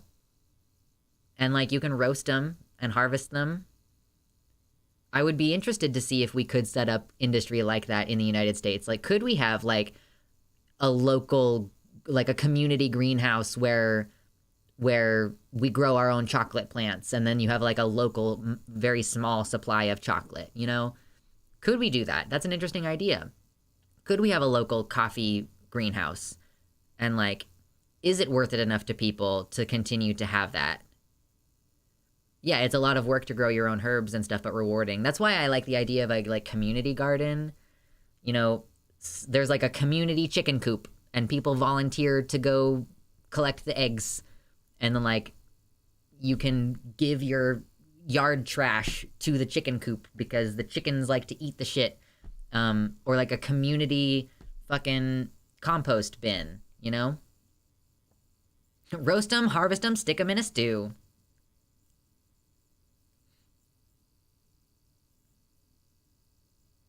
Why do that if solar panel ships are more efficient? What do you mean by efficient? Do you have any idea what solar panels are made out of? Can you make them? Do you have any idea what the batteries are made of? Can you make them? What happens if the solar panels break, which they inevitably will? How many of them can you make before you run out of the ability to make the stuff? You know? Vosh was talking about cottage courts on stream the other day. Basically, it's where a bunch of houses have a central courtyard instead of individual backyards. That's kind of cool. Yeah, imagine just having a big community garden back there. Yeah, except I would fucking lose it if someone's kid or dog ran through my little section of the community garden. I would fucking lose it.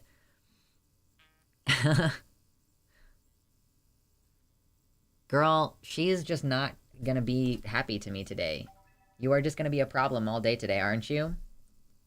Are you done being a problem now?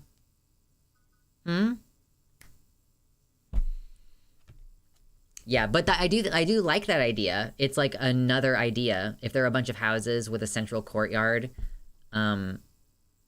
if they could be respectful of the mutual space, like if you're living in a neighborhood where people are respectful of that mutual space, then that would be amazing.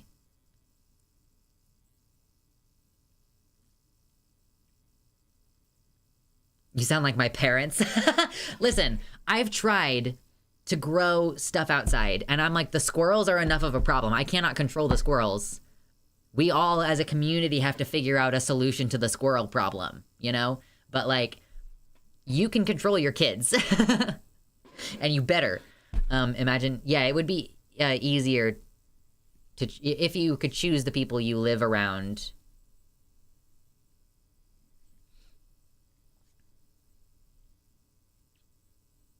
When I win the lottery, my compound is going to have one of them courtyards. And it'll take up a total amount of land. Talking to your camera. Oh, yeah. Oh, talking to the camera. Like, are you back now? Are you done? Are you done?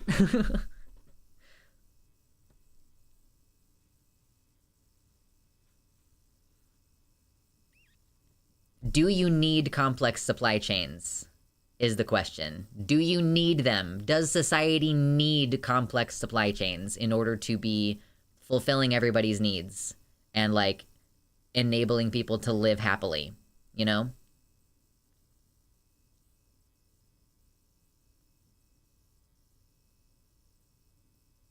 Venusian, I kind of feel like you just kind of sort of blow off the things that I say sometimes. I'm like, do you actually need complex supply chains? And you're like, yes, of course. Like, maybe it's a failure of imagination or something. Squirrel solutions stew. Honestly, I would make some fucking mean stew. I would make some mean squirrel stew. Trying to kill the Asian fusion restaurant industry. Listen, okay, here is a red hot take. Restaurants should be illegal. Restaurants should not be a thing. Listen, I know it's unpopular.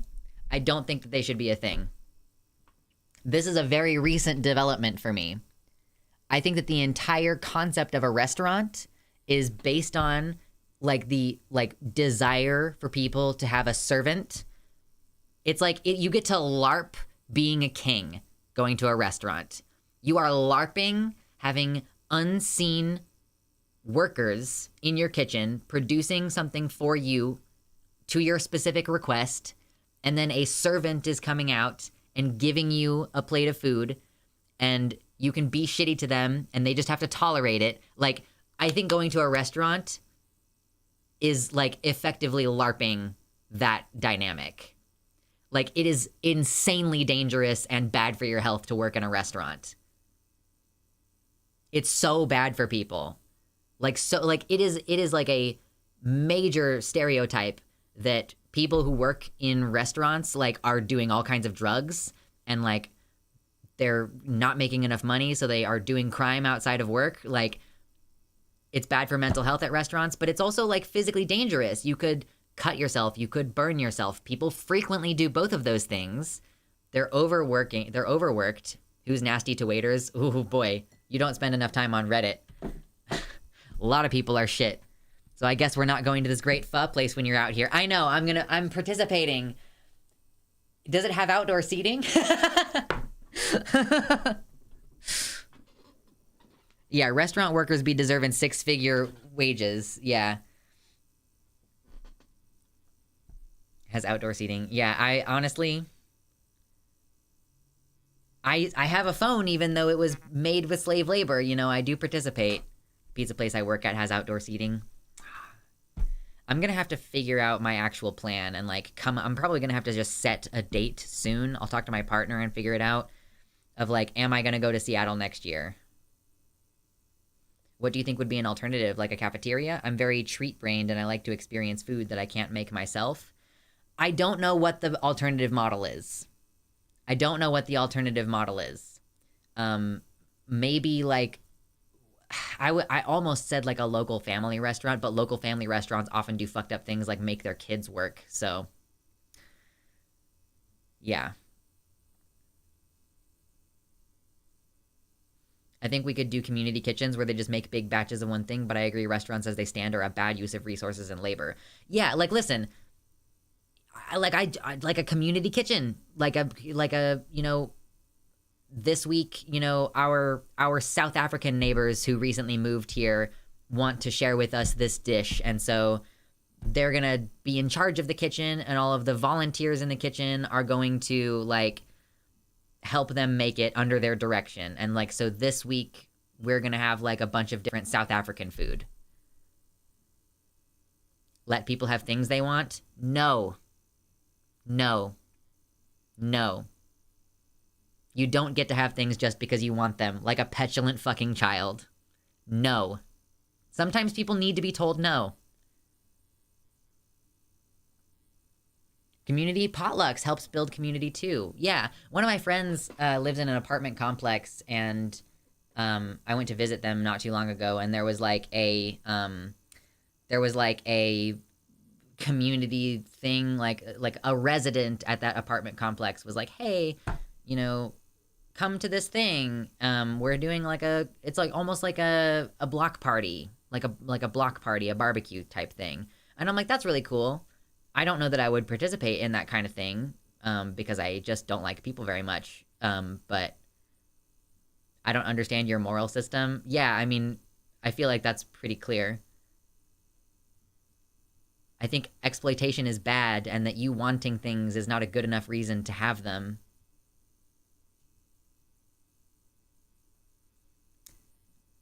Ooh, I get some stuff from coworkers. Tomorrow I will be getting some good chicken curry from an Indian who works with me. Ooh. I would love it if I knew someone. I was like, listen, I've gotten really into making curry. Can you tell me if this sucks? Post-capitalism restaurants repurposed as community kitchens seems likely. I like the pizza we make. I'll go help make it so that I can keep having it. Yeah, like, I think that if we do, like, a community thing, that's a good idea. Wanting things is the only reason for anything. Wow. Wow. I don't know how to respond to that, because I'm not, like, a hyper-individualist. Like, wanting things is not the only reason for things. Like, do you do the dishes because you want to, or because you need dishes in order to eat food? Like, I cannot imagine being so driven by my base desire. Like, do you think I want to, like, talk about fascism all the fucking time? Like, not really. It's work that needs to be done.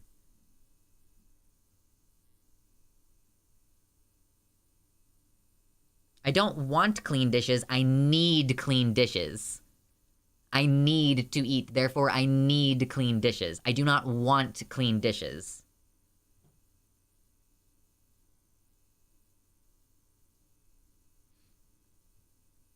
Like, I need food. Like, I need to eat something, so eggs are like a thing that I could eat. Maybe I want tiramisu, and that's more of a process. And like, do I think that there should be tiramisu just available for me to go buy whenever I want it? Or like, what goes into that? How many tiramisus get thrown away on the days that I don't want one is the other question too. One coworker gave me half a 20-pound pork shoulder, and I made the last bit of it into a BBQ pork bowl for her to take back to work. Ooh, girl! Just eat raw ramen, just... Needing is just high priority wanting. That's fucking stupid, Venusian. I don't want water. I need water or I will die. I need food or I will die. Are you fucking kidding?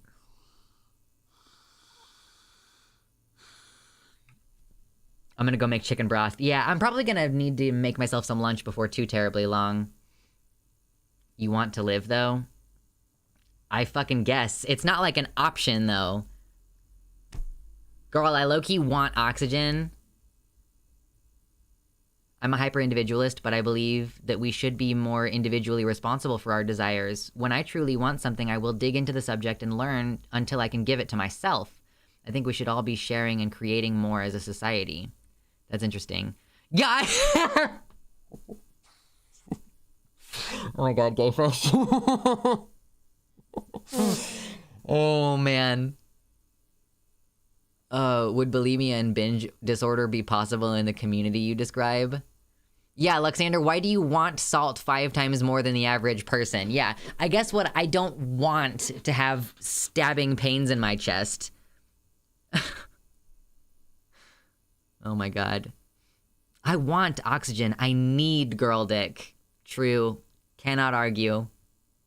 I bulimia and binge disorder be possible. I mean, I guess the idea is like if you are living in that kind of community, there's not like a market that is trying to give you body image problems, you know? So ideally, you know, those problems get developed because of like crazy body standards, right? But like if you are living in a degrowth society,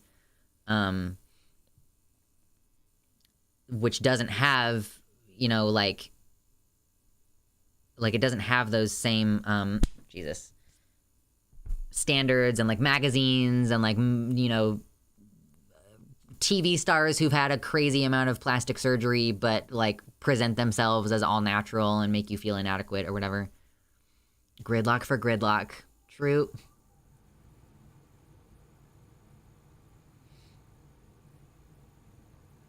Mouthfeel.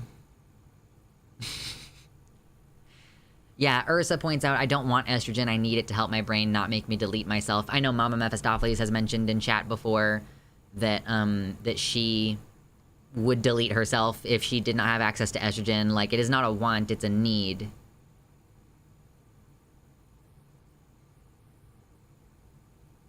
Is it, could you say that I have a want if I have like a deep, like, biological urge to something? Like, I have a deep biological urge to remain alive. So, like, does that qualify as a want?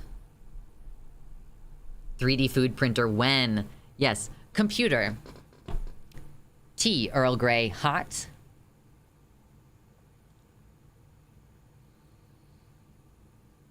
Not entirely. Food to deal with stress could be a thing. Remove abundance, fix binging, or does binging become a criminal offense? I mean, I don't... Like, in my ideal society, we don't really have, like, very many criminal offenses. I'm gonna make some tea right now because you reminded me. Excuse me. That's a good point. There's a semantic difference in this case between... that won't have distinct lines. Between, like, a biological need or like an urge, a biological urge versus like a want. Because I guess like I have a biological urge to eat a fuck ton of sugar. Like that's why we want ice cream when we're kids, is because we need a lot of calories and our bodies know deeply instinctually that sugar is the way that you get a lot of calories, you know?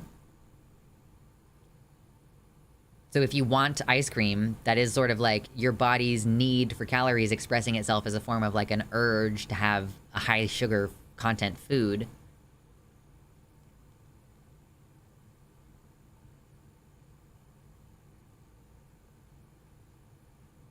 Yeah, what is a need?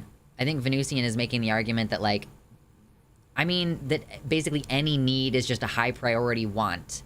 that I guess like Venusian is sort of making an argument that there is no such thing as a need, that everything is just different levels of want. And I just like firmly reject that worldview. I think that that's like a dangerous worldview. Yeah, we basically have a second brain in our stomach, analyzing all the things that we eat. That's where food cravings come from. It runs calculations and sends that shit back to the brain. Like, if you're craving steak, it's probably because you have a little bit of anemia. Like, you maybe need some iron in your body if you're really craving red meat. Or, like, maybe suddenly you get a craving for, like, a Greek salad. And it's like, there's probably something in the Greek salad that your body needs specifically. Excuse me. I'm craving a meatball sub. Delicious. I don't know what I'm craving. I had a breakfast sandwich for breakfast because I went and got coffee. And I got a breakfast sandwich. We don't need to be alive. We want to be alive. And we don't know why we want that. It is a purely instinctual response to existence. Anything alive pursues continuing to be alive until it has fulfilled a purpose that it defines in some way. We don't know what we are here to do, so our want to live cannot end. Need and want are nearly indistinguishable in this instance to me. Yeah, I could see that. My body's craving some tzatziki sauce. I get cravings for citrus. You need some vitamin C. The distinction between a want, a need, a craving, a desire, and a lust. Oh, Andy says that they want more flex. There you go. There's another one. Ugh. There you go. You're going down the eco-fascist route of believing ending life is necessary to save humanity. Did I say that? Okay. I was like, what?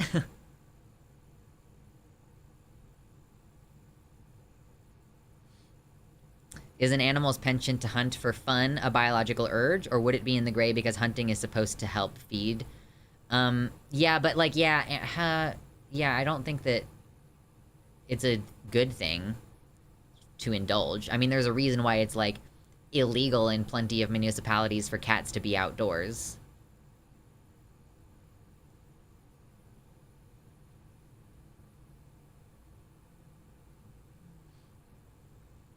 I know why I want to be alive. I like it. I enjoy things.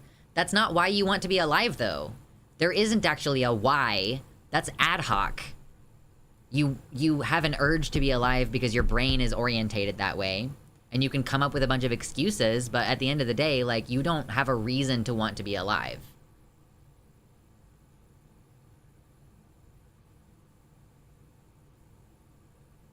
Indulge on D's nuts! Anyway. I don't believe we need to end life. I think we need to find a more cohesive way to live in the world instead of living on top of it. That's what I'm trying to say, Kitty. This is, like, ultimately what I'm trying to say, and I am so glad that you phrased it that way. I would like to live in the world instead of living on top of it. Like, I don't really feel like we live in the world. We live separate from it, in a way. Like, we live on top of it. We have a completely disconnected world. Like our world is just completely disconnected from the things that give birth to us in this way, like the natural world.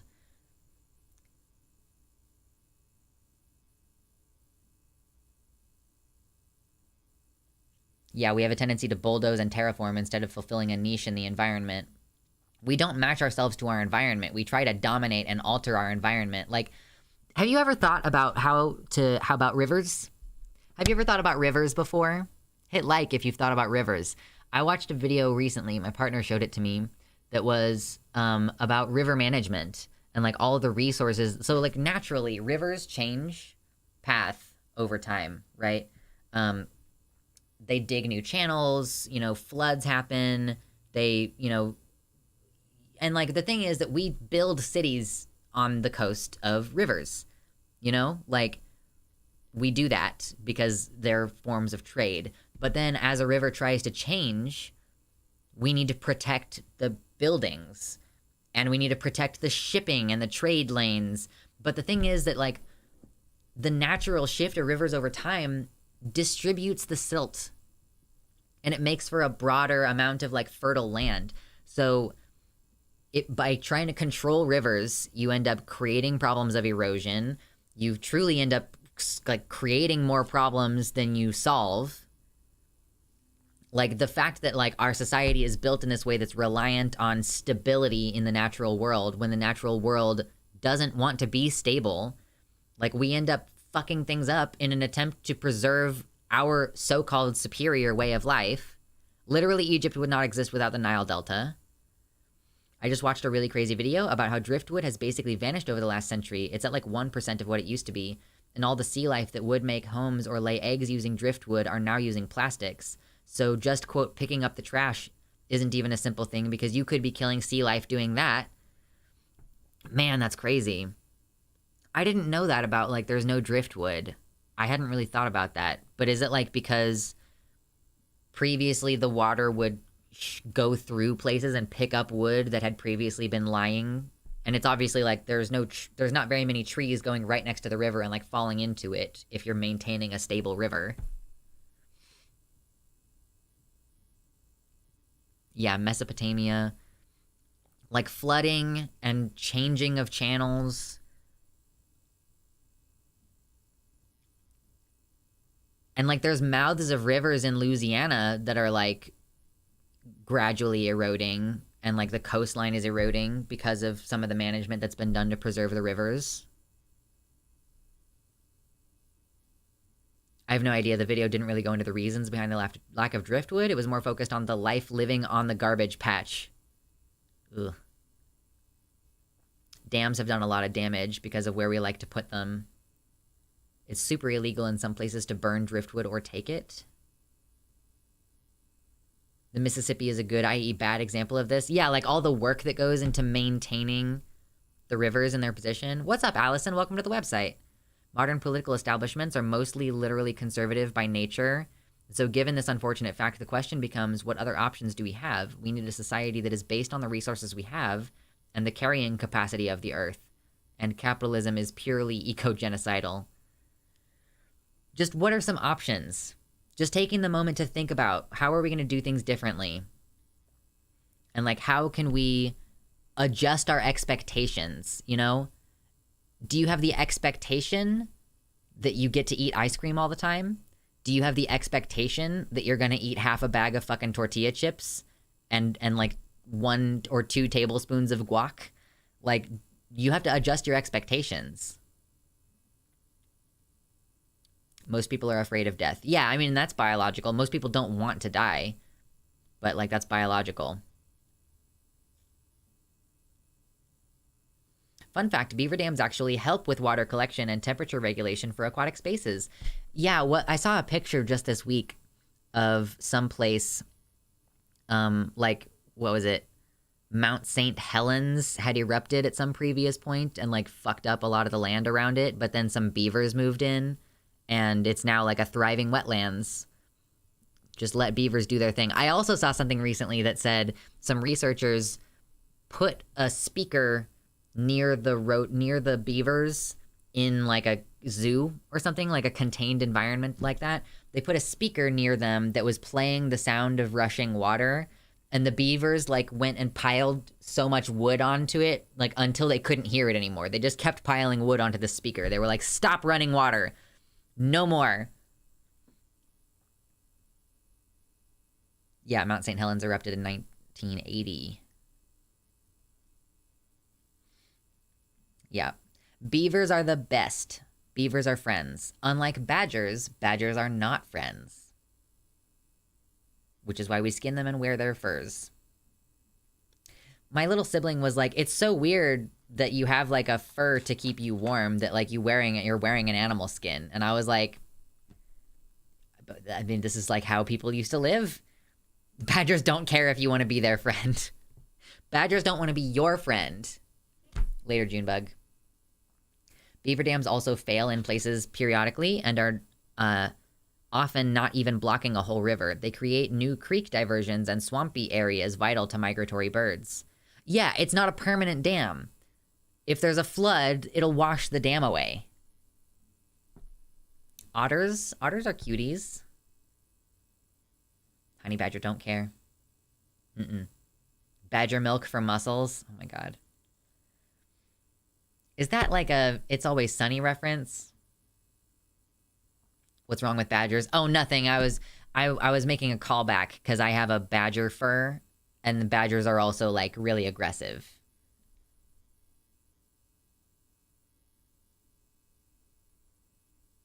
Otters are savages. They keep attacking kayakers. Well, leave them alone. Like, leave them alone in their areas. This is what I mean. Like, people are like, well, I want to go hiking in this bear-infested area, and so I'm going to now, like, get mad at the bears for being there because I want to go hiking, or, like, I want to go do this. Like, but stay the fuck away from where animals live. You know, you wanting to do something doesn't supersede the animal's right to have a place to live, undisturbed from your dumbass, you know? The otters are done with us, just like the orcas. Like, get out. IDK if badger culling is a thing in the UK. Farmers shoot them in the UK because they think they give the cows TB. Oh, shit. Oh, that's weird. Oh, you're saying I don't know if badger culling is a thing in the US. Oh, I don't have any idea. Maybe. Prairie dogs have saved multiple species from wildfires by making many tunnels with several escape routes. Oh, that's cute. Animals are precious. Go veggie. Listen, I like to do my vegetarian options. I eat tofu. I try to do moderation. I'm not at a point where I'm able to completely give up meat.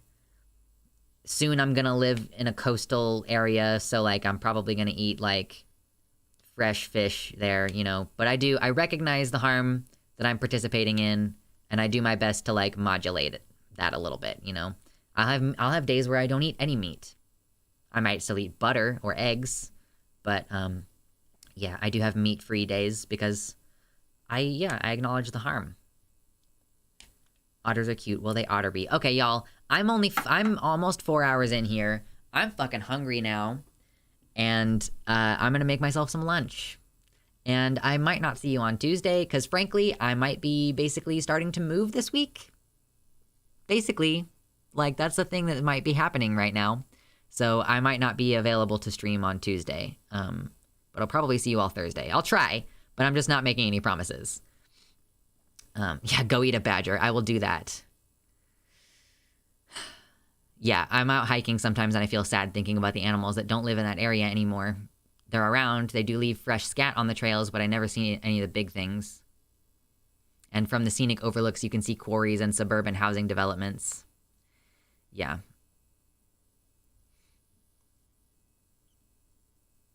Very sad. Poor animals. I like seeing deer out in public. That's good. Deer is good. Okay. I'm going to do my best to have a good week. And I hope that you all do the best that you can to have a good week. And I will see you all probably on Tuesday.